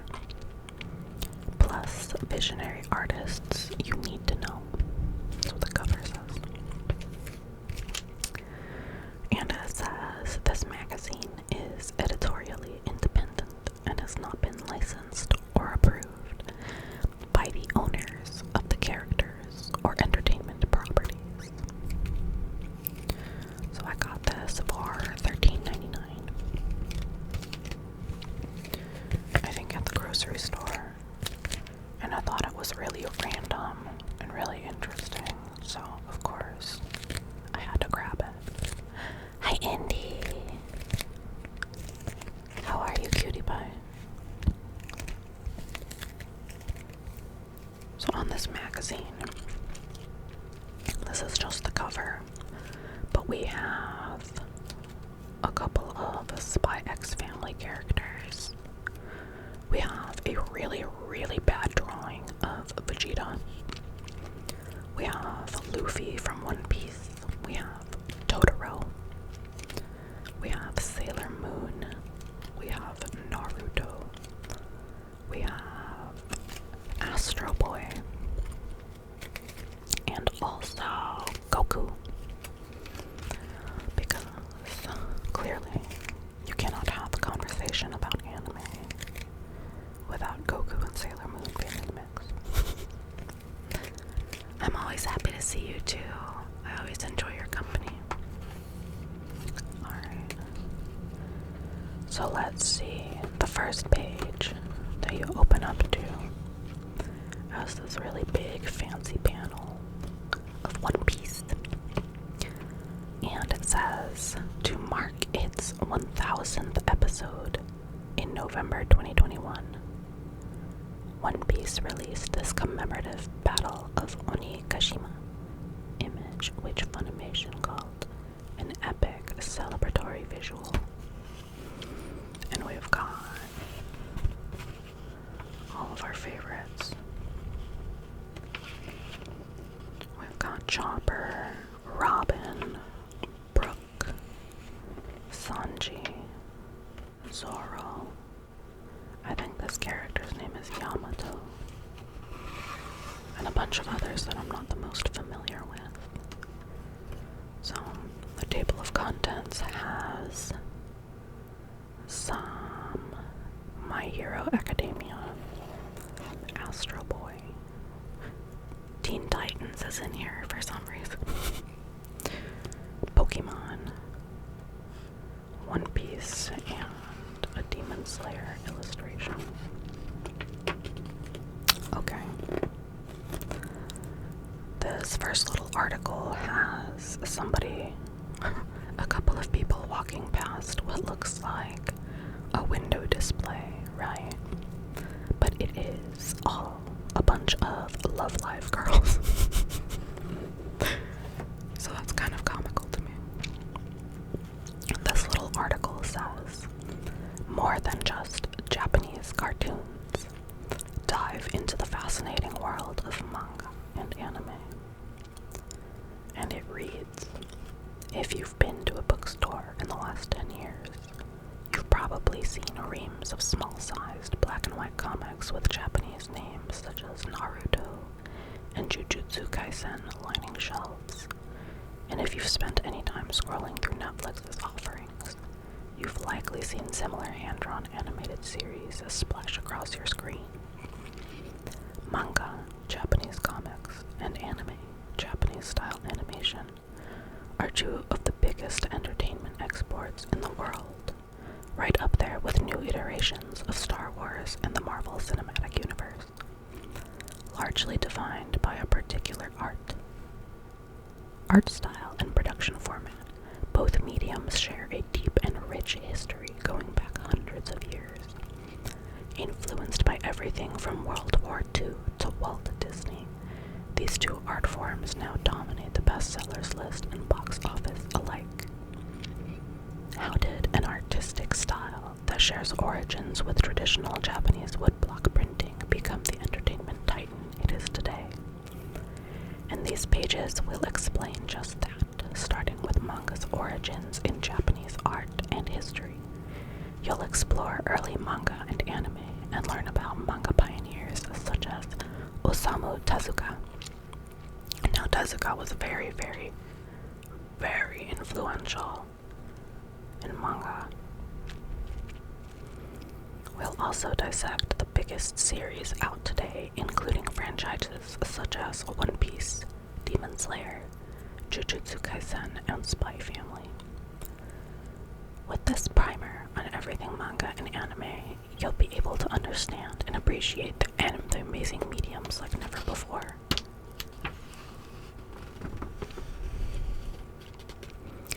Okay. The next page has very traditional woodblock art and scroll art. So it's like scanned parchment. Oh gosh, you think so? I appreciate it so much. Sometimes I feel like, oh, I don't know what I'm doing. My voice is already soothing, but now even more so. A happy cry. You're so good to me. If there's anything specific that you might want me to talk about or read or anything like that, please feel free to make suggestions or possible requests. So this says Chapter 1, Origins and Early History, chronicling a rich artistic tradition. And I'm sorry if you can hear my hamster drinking water in the background. Okay. So they clearly took a bunch of art that is not official. Like, I'm pretty sure some of this is fan art.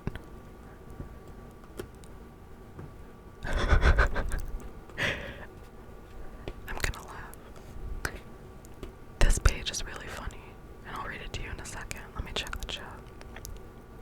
You deserve to have people being good to you. Andy, I'm gonna cry. I appreciate you so much. Your energy is everything. Thank you for the follow. Welcome in, welcome in. I appreciate you being here, and I hope it's enjoyable and a nice experience. So this first page is labeled Terms to Know. Learning these keywords and phrases will help you navigate this colorful and exciting world. So, the first one is anime. Anime itself is tricky to explain. Merriam-Webster defines it as a style of animation originating in Japan, characterized by stark, colorful graphics depicting vibrant characters, while some die-hard fans will proclaim that only animation produced in Japan qualifies as anime. Most audiences focus on the style of animation rather than where it was made when categorizing a piece of art as anime.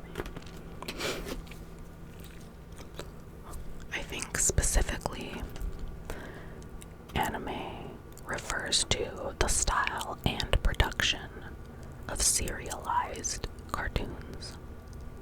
So like Sailor Moon, Dragon Ball Z, stuff like that. Stuff that ran for a really long time and was produced to be serialized. Is typically what anime refers to. Like, technically, Ghibli movies would not necessarily be characterized as anime, but it is Japanese animation. The next one says, it's all mid except for Utena. Oh my god, you're so right. The next word is chibi, a drawing style in which characters are drawn smaller and with less detail than usual, usually to depict humor or cuteness. You are so right, so true, so true.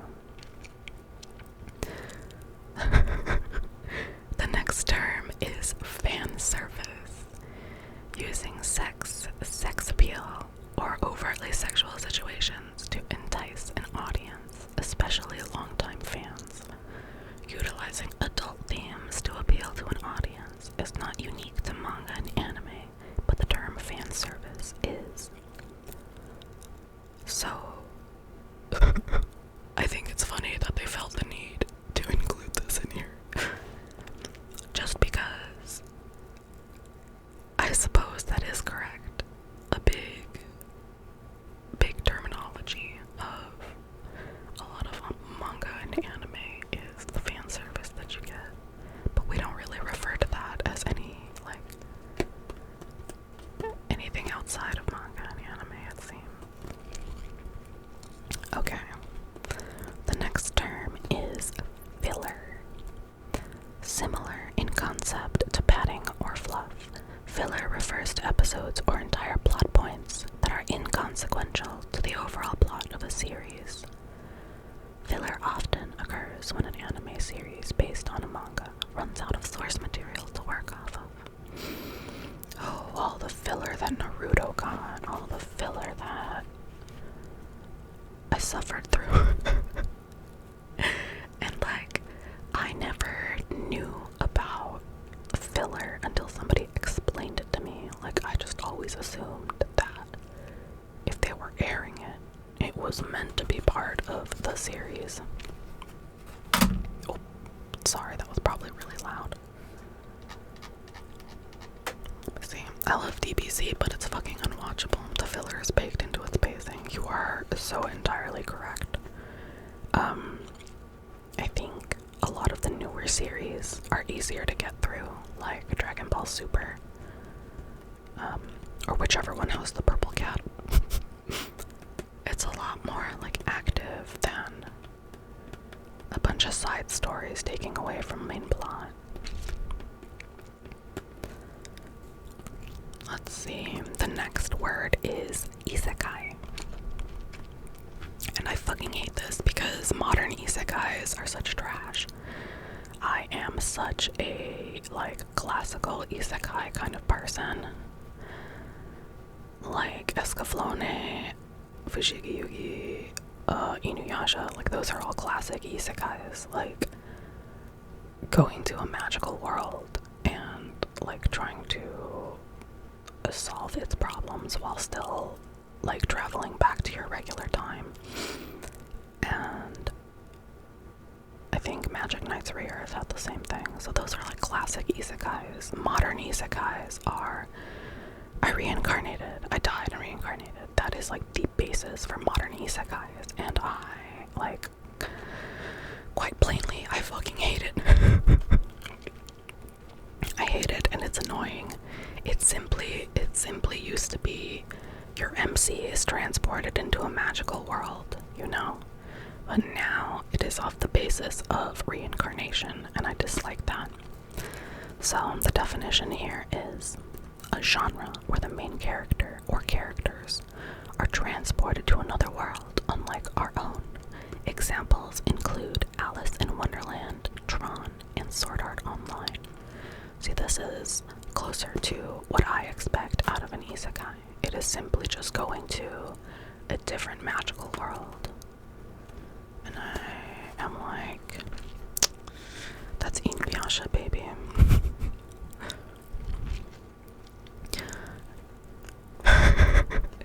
Konosuba is the only modern isekai I've seen anything of. I've seen 2 minutes of it, and it was so cringe. So I think, if you'll hear me out here, Konosuba, I think, is a good interpretation of how silly modern isekais are.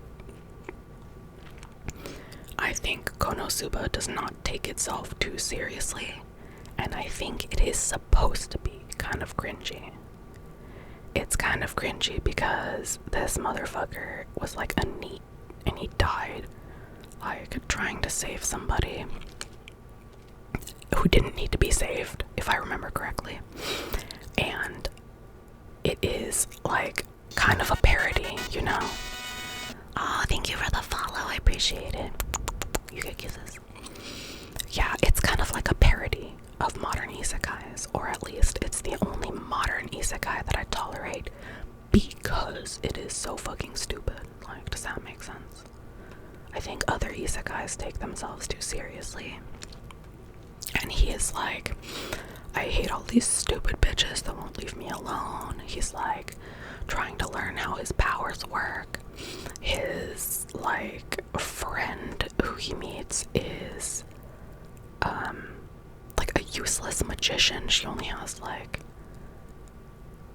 some spells, I think, but then she like puts all of her points into party magic. And if you get past the cringe, because it's kind of supposed to be cringe, like the character, the MC, he's like, yeah, I'm kind of a piece of shit.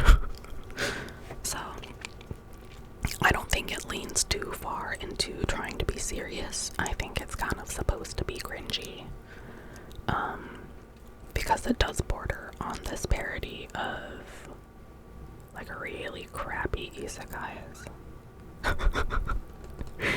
But yeah, it's definitely a certain flavor, and if you're not a big fan of characters like getting embarrassed and like experiencing cringe, like I wouldn't recommend it, just because it is very erring on the side of parody.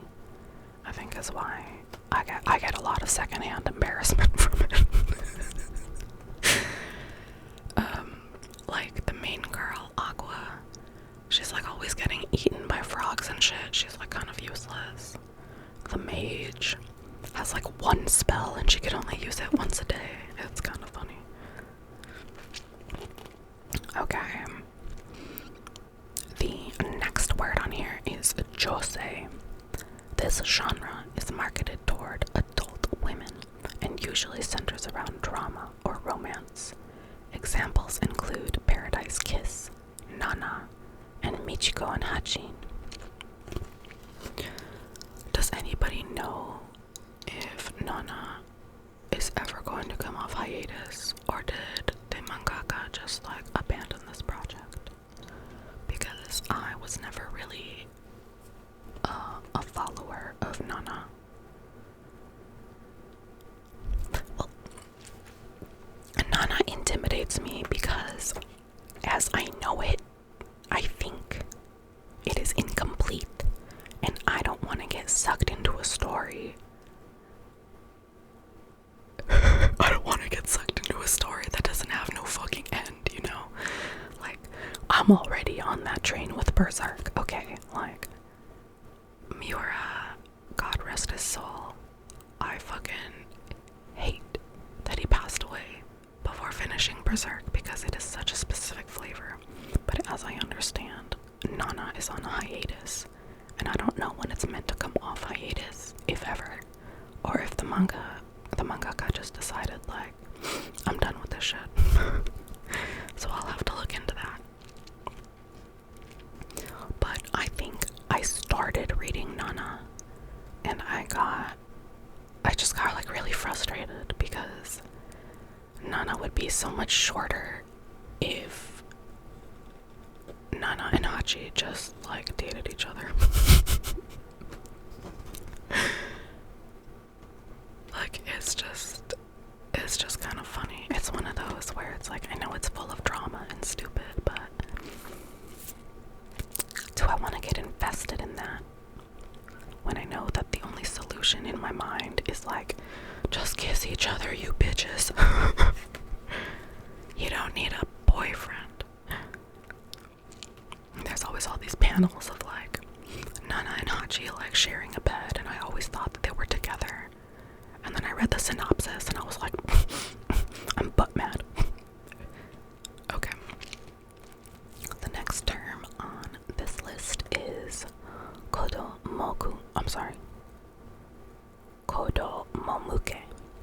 From the Japanese word kodomo. Kodomomuke is a genre meaning for children. Many Studio Ghibli films, such as My Neighbor Totoro, Spirited Away, fall into this category. Kodomomuke is children's medium. So, the next term is manga, a Japanese comic or graphic novel typically drawn in black and white. Manga comes from two Japanese characters, mon, meaning whimsical, and ga, meaning pictures.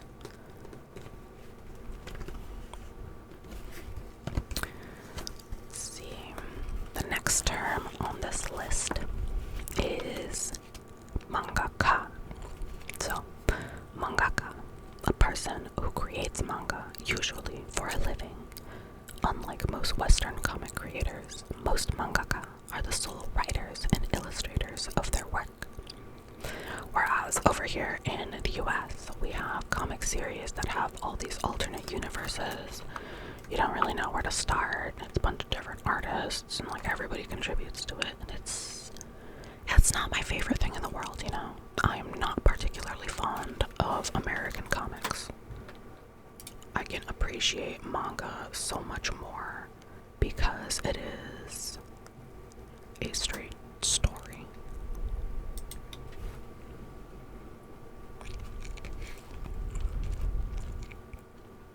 I'm not the biggest fan of like parallel universes and all that fun stuff if they like pile it on too much. Like I know Spider-Man and all that stuff has like a billion like parallel universes, and I can only wrap my head around it so much. A skill issue, I guess. Okay. The next term on here is OVA, which is short for ovaries. I'm just kidding. OVA, meaning original video animation. An OVA is an animated work that was created for first release online or on disc instead of the usual TV debut. OVA, such as FLCL, are usually unburdened by TV network schedules or content restrictions, leading to more adult-oriented content. Okay. The next one is a seinen, a genre aimed and marketed toward adult men that can encompass almost anything from fantasy to political thriller. Examples include Berserk, Monster, and Vagabond. Berserk, my beloved, my most beloved. Berserk is so complex and painful. I don't recommend it to anybody for those who are faint of heart, you know. It is quite gritty, quite painful. There's a lot of betrayal, murder, and all that stuff, you know. Blood and guts, lots of guts. He is the main character after all. Okay, next one, shonen. This genre is usually action and superhero focused and is geared towards boys and young men. It is the most popular overall and the primary genre of the famous Shonen Jump magazine. Then, of course, we have shoujo. These manga are marketed toward girls and young women and can be centered on action, romance, comedy, and more. Examples include Sailor Moon, Cardcaptor Sakura, and Kaguya-sama, Love is War. The next word is volume. A book in a manga series, usually over 100 pages long. Volumes are numbered like novels in a series. And let's see. Okay, the last word on this page is weeb. W-E-E-B, weeb.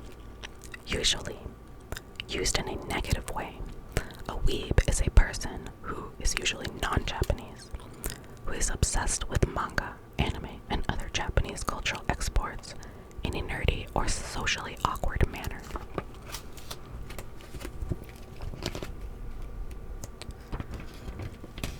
Okay.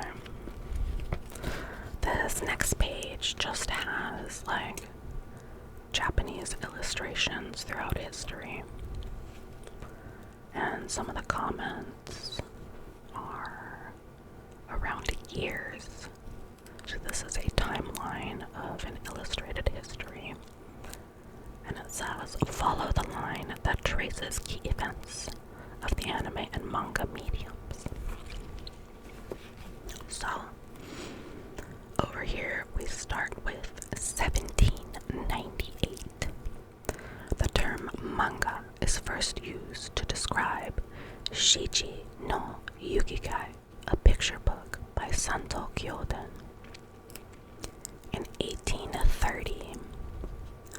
Hokusai manga advanced the art by using illustrated panels. In 1854, Japan opens its borders and is inundated with art and comics from all over the globe. In 1862, English cartoonist Charles Workman publishes The Japan Punch in Japan, blending Japanese and European formats. In 1917, early Japanese animation pioneer Junichi Koji releases The Dull Sword. In 1952, Osamu Tezuka creates the global sensation Astro Boy. In 1956, Toei Animation, a future titan of the anime industry, is founded. In 1985, Hayao Miyazaki, Isao Takahata, and Toshio Suzuki start Studio Ghibli. In 1988, Akira premieres in Japan, then worldwide a year later. In 1999, Toonami, a Toonami block of hit anime, starts airing on the Cartoon Network in North America. In 2003, Spirited Away wins Best Animated Feature at the 75th Academy Awards. In 2013, Attack on Titan becomes an international mega hit streaming online. And I just want to say, for those who know me, I'm not a fan of Attack on Titan. I just couldn't get into it. Too much fascism. Demon Slayer the movie. Oh, this is in 2020. Demon Slayer the movie, Mugen Train, becomes one of the highest grossing films of the year.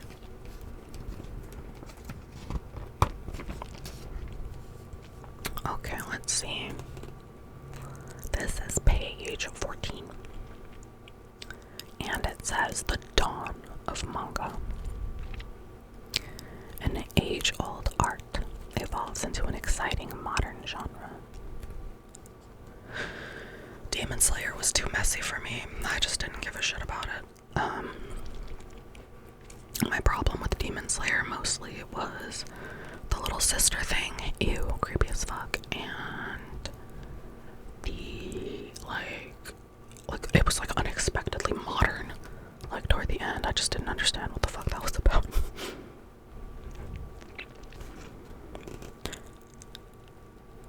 Let's see. The article reads, the presence of manga in popular culture, especially in America, might feel relatively new. This often leads to the belief that manga itself came from a sort of offshoot of comic books in the 1930s. While American comics did play a role in the evolution of some manga styles, especially during the 1940s and 1950s, the origins of manga come from Japan's own history of illustrated storytelling. One of Japan's earliest forms of illustrated stories is called emaki, or emakimono, which features horizontal illustrations on scrolls that combine calligraphy with a distinct illustration style.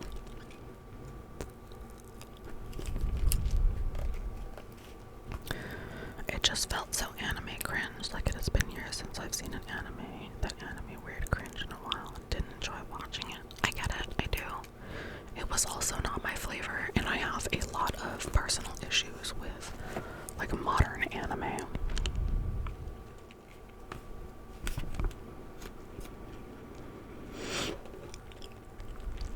Where was I? Here we go. The scrolls were sometimes up to dozens of feet long, sometimes of the earliest some of the earliest examples of imagi were created in the Nara period, so 710 to about 794. One of the most famous examples of imagi, called the Illustrated Tale of Genji, came a few hundred years later, around the 12th century. Written and illustrated by Murasaki Shikibu, it is considered by many to be among the first novels ever written.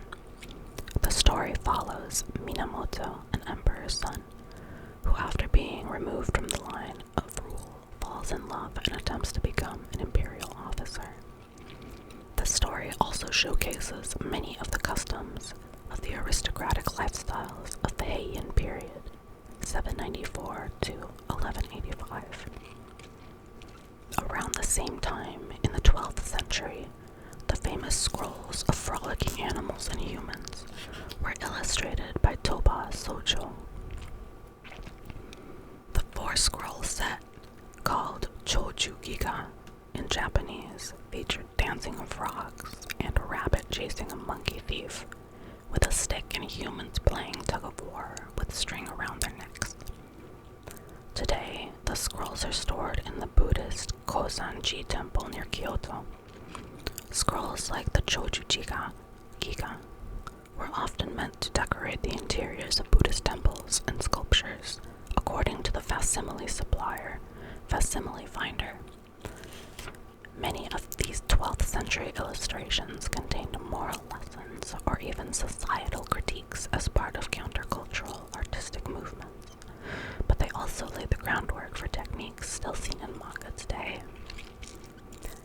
An editorial on the history of manga, the art magazine White Walls points out the novel technique of lines drawn around the legs to simulate running, a technique modern manga artists still use today.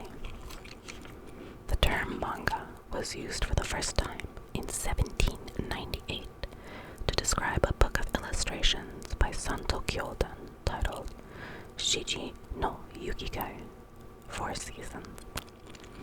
In Japanese, manga is the combination of two characters, man meaning whimsical and ga meaning pictures. The term is even older one than an English word like comic, to which manga is usually compared. The manga style stretches much further back and refers to a wide range of illustration forms throughout Japanese history. Another famous type of Japanese art that was, at one time or another, referred to as manga was ukiyo-e, a form that existed from the 17th through the 19th century. Perhaps the most famous artist of this period was Katsushika Hokusai. According to katsushikahokusai.org, Hokusai was, in his time, Japan's leading expert on Chinese painting. His most famous series... Oh, thank you for the follow. Welcome in, welcome in. You get a kiss. What was I saying? Let me see. Okay, Hokusai was, in his time, Japan's leading expert on Chinese painting. His most famous series was called 36 Views of Mount Fuji, which he completed in 1831. Today, the Art Institute of Chicago calls it a tour de force series.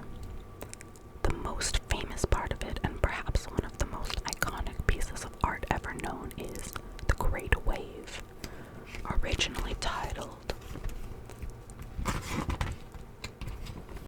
Under the Wave of Kanagawa. This image of huge waves rocking a group of rowboats with Mount Fuji in the background has defined the ukiyo-e movement since its creation. Another famous artist in the Edo period, 1615 to 1868, by the name of Utagawa Hiroshige, painted a well-known image in a similar style titled Hakone Kosui. Another collection of Hokusai's works, known most simply as Hokusai manga, is widely considered the first solid example of manga as we know it today. Throughout this collection, Hokusai's illustrations came in the form of illustrated panels that simulated movement through space and time. Near the very end of the Edo period, Charles Workman, an English cartoonist, created the first European language periodical published in Japan, according to the Philadelphia Museum of Art. The publication was called The Japan Punch and featured satirical comments that were a blend of Japanese and European drawing styles. The Japan Punch released issues from 1862 to 1887. Workman lived in Yokohama, Japan, and wanted to create something for other foreigners who lived in the country at the time. While in hindsight, some of the caricatured depictions of the Japanese characters may be insensitive, the publication did play an important role in combining traditional Japanese illustration styles with the more modern European comic formats. Manga, as we know it today, truly started to emerge after World War II, during and soon after the time of American occupation in Japan, 1945 to 1952. The evolution in the overarching style of manga can arguably be attributed to just one man, Osamu Tezuka, nicknamed the Godfather of Manga. His love of both Chinese traditional art styles as well as early Disney films created a perfect combination of global influence that made the Japanese manga style both charmingly recognizable and incredibly unique. Tezuka lit a fire under the art form of manga that led to the popularization and globalization of both manga and its animated extension, anime. The woodblock and scroll foundations of manga have carried through from the 700s to the 2020s. The modern manga and anime market has been rapidly expanding since the 1980s and is showing no signs of slowing down anytime soon.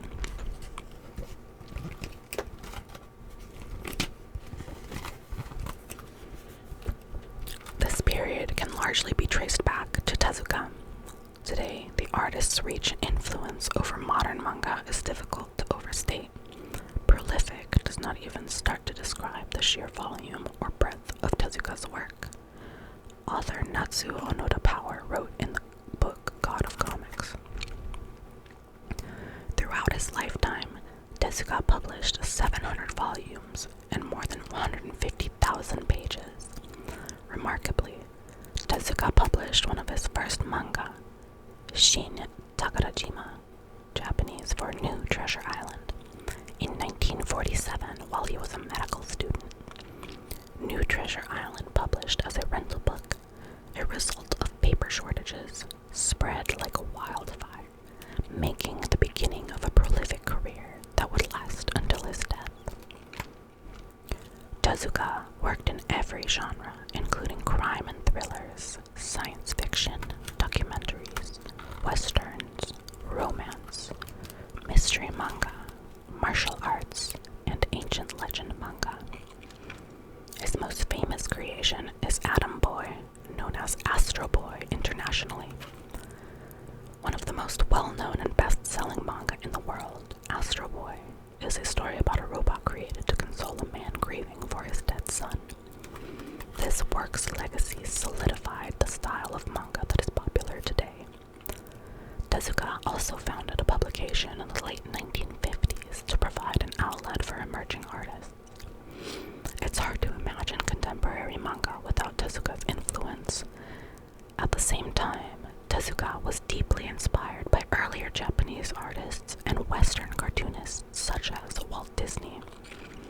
The fact that he pulled from all these sources and created a definitive style, one so foundational to the 20th century of artists, speaks to the diverse array of material that shaped modern-day manga. Today, manga is enjoyed by children and adults alike. Virtually no topic is off limits within these pages.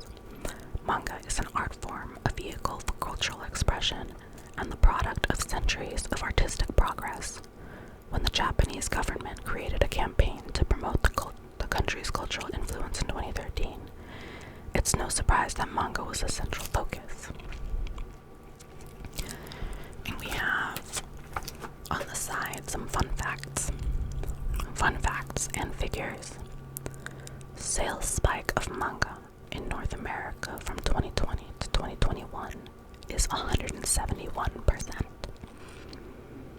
Total copies sold of Jujutsu Kaisen, 2022's top-selling manga series. They sold 12,282,260.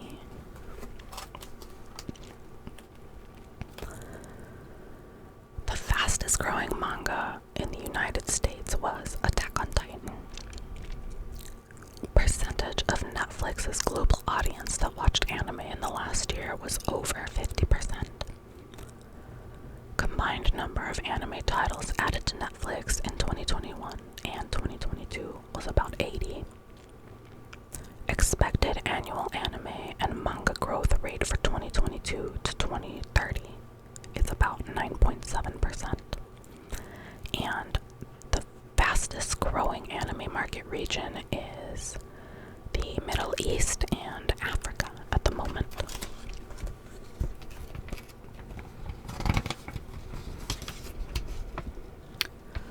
Okay, I'm gonna go to the bathroom. I'll be right back. I'm going to mute.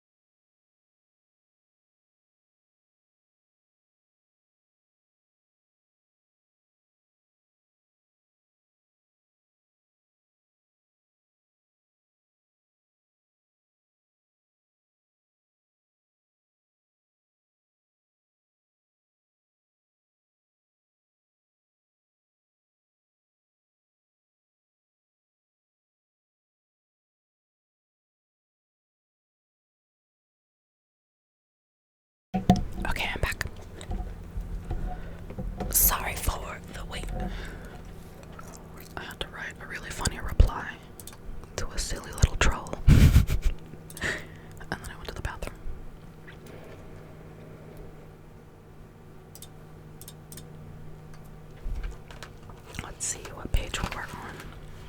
I think it was 14. 15.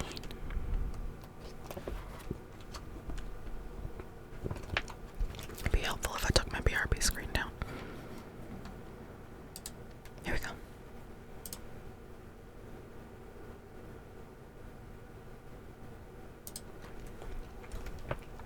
Okay. So we are on page 18, I think.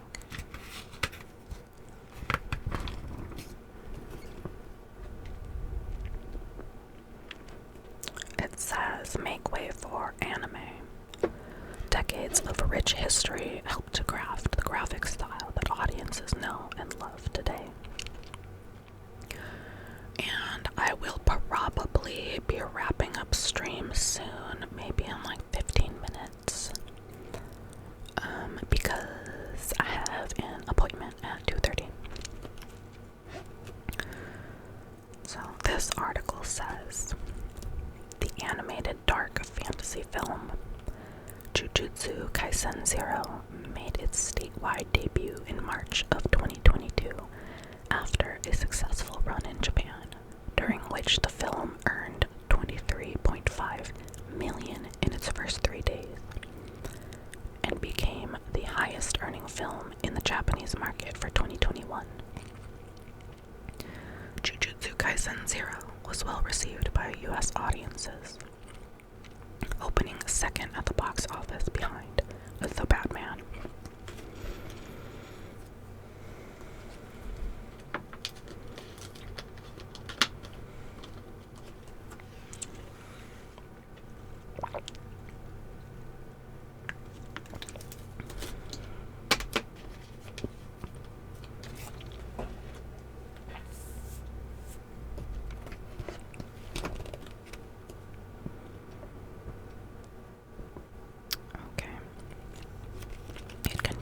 With anime has experienced a recent surge in popularity in the West, largely due to the medium's increased availability on streaming services and growing social media presence.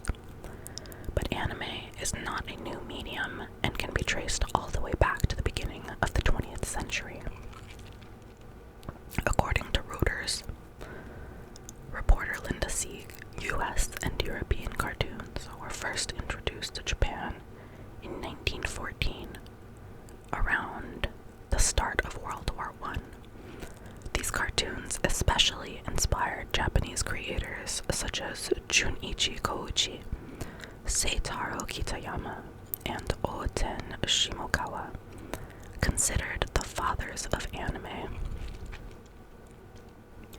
They contributed to the first anime short films, including titles such as The Story of the Concierge Mukuzo Imokawa and The Dull Sword. These films featured distinct Japanese content. The Dull Sword, for instance, follows a bumbling samurai who foolishly purchases a dull-edged sword. Hi B. A recent surge, not in Latin America, bitches were obsessed with Dragon Ball. Yeah, in Mexico, they fucking love Dragon Ball Z. My throat is actually starting to get a little bit sore from all of the whispering, so I might finish up this article and then call that for today. So the next part says, Kathy Monroe Holtz of Nishikata Film Review remarked, before the discovery of these earliest works, we only had examples of anime from the 1920s to 1940s, which demonstrated the influence of popular American character design. The Japanese government played a part in the growth of anime during the 1930s. The enforcement of cultural nationalism led to harsh censorship and the stripping of creative control from artists. World War II saw the release of the first anime feature film, Momotaro Umi no Shinpei, one of many animated propaganda films commissioned by the Imperial Japanese Army.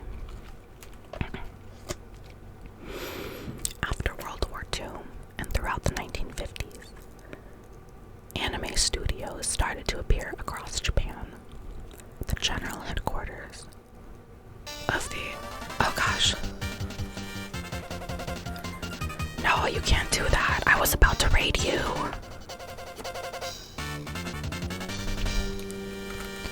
Dang it, Toxa. Welcome in, welcome in. I appreciate you being here. Now I gotta go on. I was just talking about how I was gonna probably go for another, like, just finishing up this article, because whispering for 3.5 hours actually does kind of make your throat hurt. So I was in the middle of this article. How did your stream go? How did the art go? Yeah, I take a sippy. Because my throat hurts a little. No. Don't worry. It's just really funny.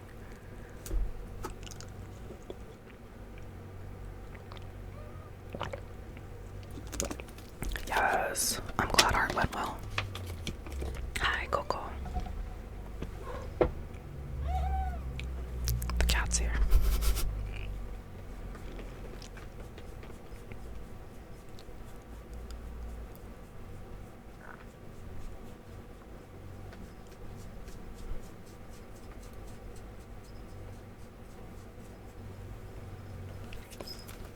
Okay, I said hi to my cat. Where was I on this? Let's see. After World War II and throughout the 1950s, anime studios started to appear across Japan. Oh.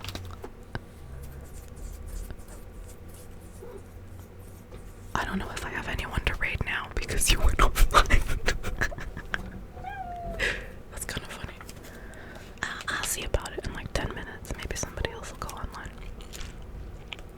Hi, Coco. You're so silly. Okay. The article continues. The general headquarters of the Allied occupation brought together 100 anime artists to form the Shin Nihon Dogasha, or New Japan Animation Company. The goal was to spread post-war policies by having the artists produce propagandized anime in praise of democracy. You're trying to waterboard me. Hi, Coco.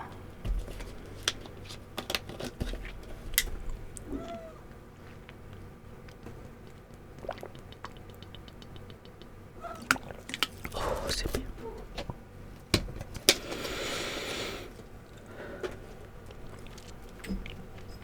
Let's see. The goal was to spread post-war policies by having the artists produce propagandized anime in praise of democracy. However, many of the artists were unwilling to cooperate, ultimately leading to the disbandment of the project. It was during these years, as Japan began to recover from the war, that Okawa Hiroshi, president of Toei Animation, saw Disney's Snow White. He was overwhelmed by the gorgeous color of the film. In 1956, he built a modern studio with the ambition to become the Disney of the East. Excuse me, I burped. Yamaguchi Yasuo of Nippon explained, the studio sent a research team to the United States and invited several experts to travel to Japan as mentors. As a result, they were able to master the Disney system of assembly line production. Japanese animators took Western techniques and experimented upon them using their own styles. Stylized characters with exaggerated and aesthetically pleasing facial features became popular and is still a lasting hallmark of anime today. Animator Osamu Tezuka established Mushi Production in 1961. Oh, Twitch left you behind. I'm sorry, dear. You know what happens sometimes is like the raids just don't go through for some people and it's super duper annoying. I'm sorry that happened to you. Animator Osamu Tezuka established Mushi Production in 1961 after his contract with Toei Animation expired. Unlike Toei, which drew heavy inspiration from Disney, Tezuka prioritized a more singular style, embodying the aesthetic that would become characterized as anime.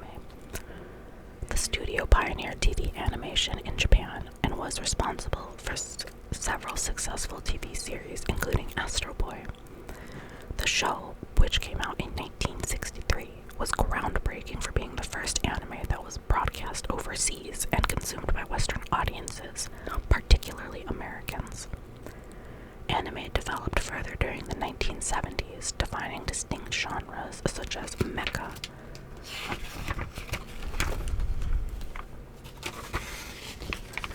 a subset of science fiction that centers on giant robots controlled by people. Early mecha shows include Mazinger Z, appropriately titled after the humongous super robot of the same name featured in the show, and Mobile Suit Gundam, which revolves around robots used for war. The 1980s welcomed anime into the Japanese mainstream with a boom in production thanks to mega popular series such as Dragon Ball and new genres such as space opera. The 1980s also introduced original video animation, OVA, bringing anime to the home video market. Home videos made anime more accessible to domestic and international viewers.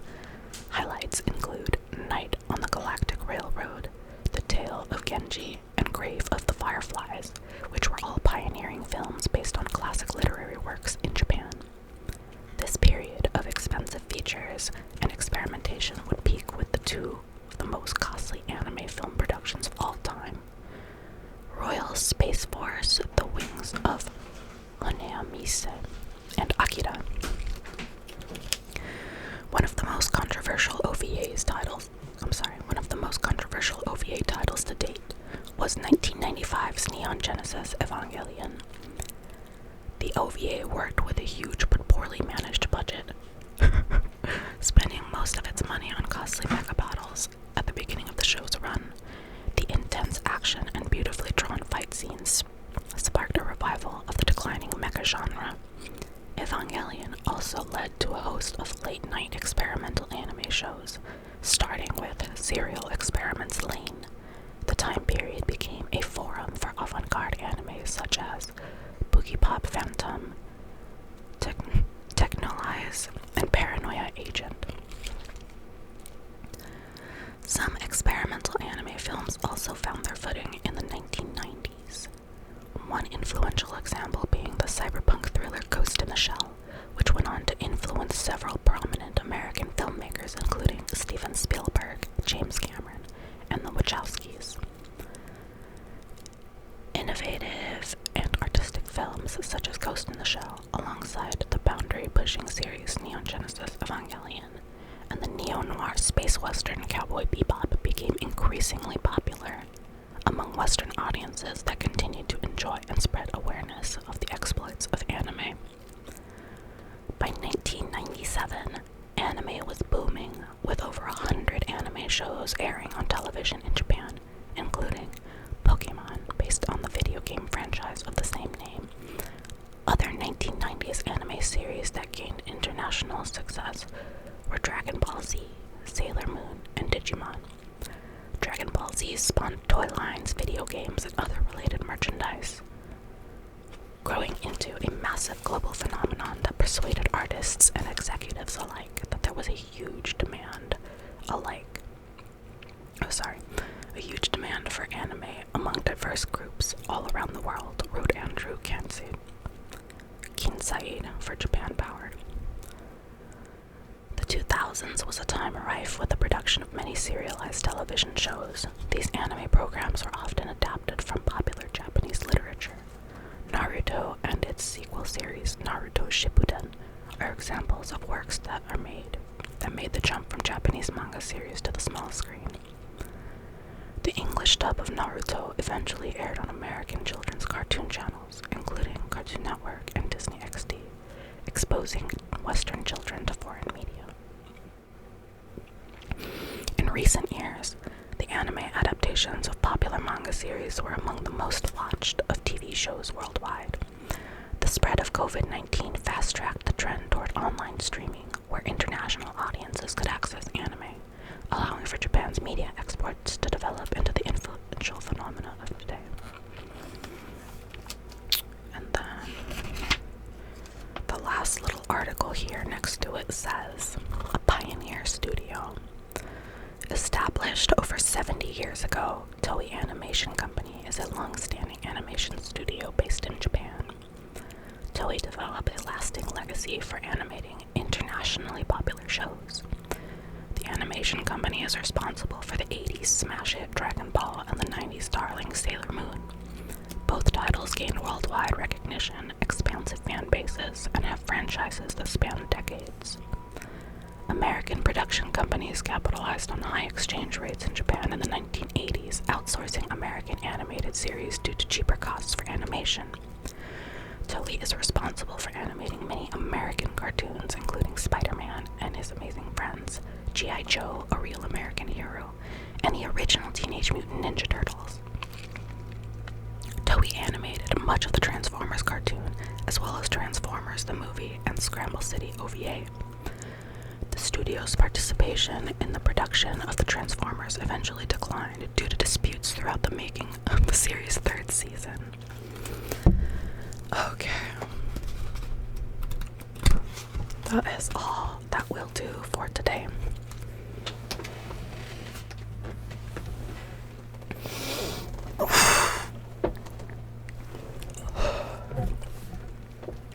My throat is a tiny bit sore, and I have to go get ready for an appointment I have in a little bit. I don't have anybody that I really want to raid, so maybe I will just leave it like this. Thank you everybody for coming and hanging out with me. I really appreciate everybody's support for my interest in making ASMR content, because I've always wanted to. I've just always been very nervous about it. So I'm gonna clean up my desk here, pay some attention to my cat because she's dying. She's starving for attention. And unless anybody has a suggestion for a raid, I'm gonna go ahead and say that's a wrap. Thanks for being here. Tomorrow we got Mario Kart going on, so probably around 10 or 11 a.m. we'll be starting, so I will see y'all. Okay. I don't know who that is. Do I know them?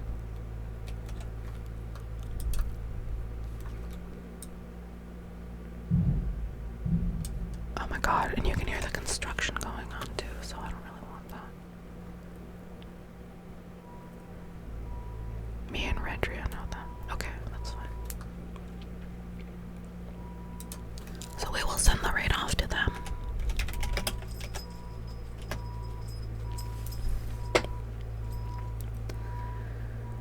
Thank everybody for hanging out.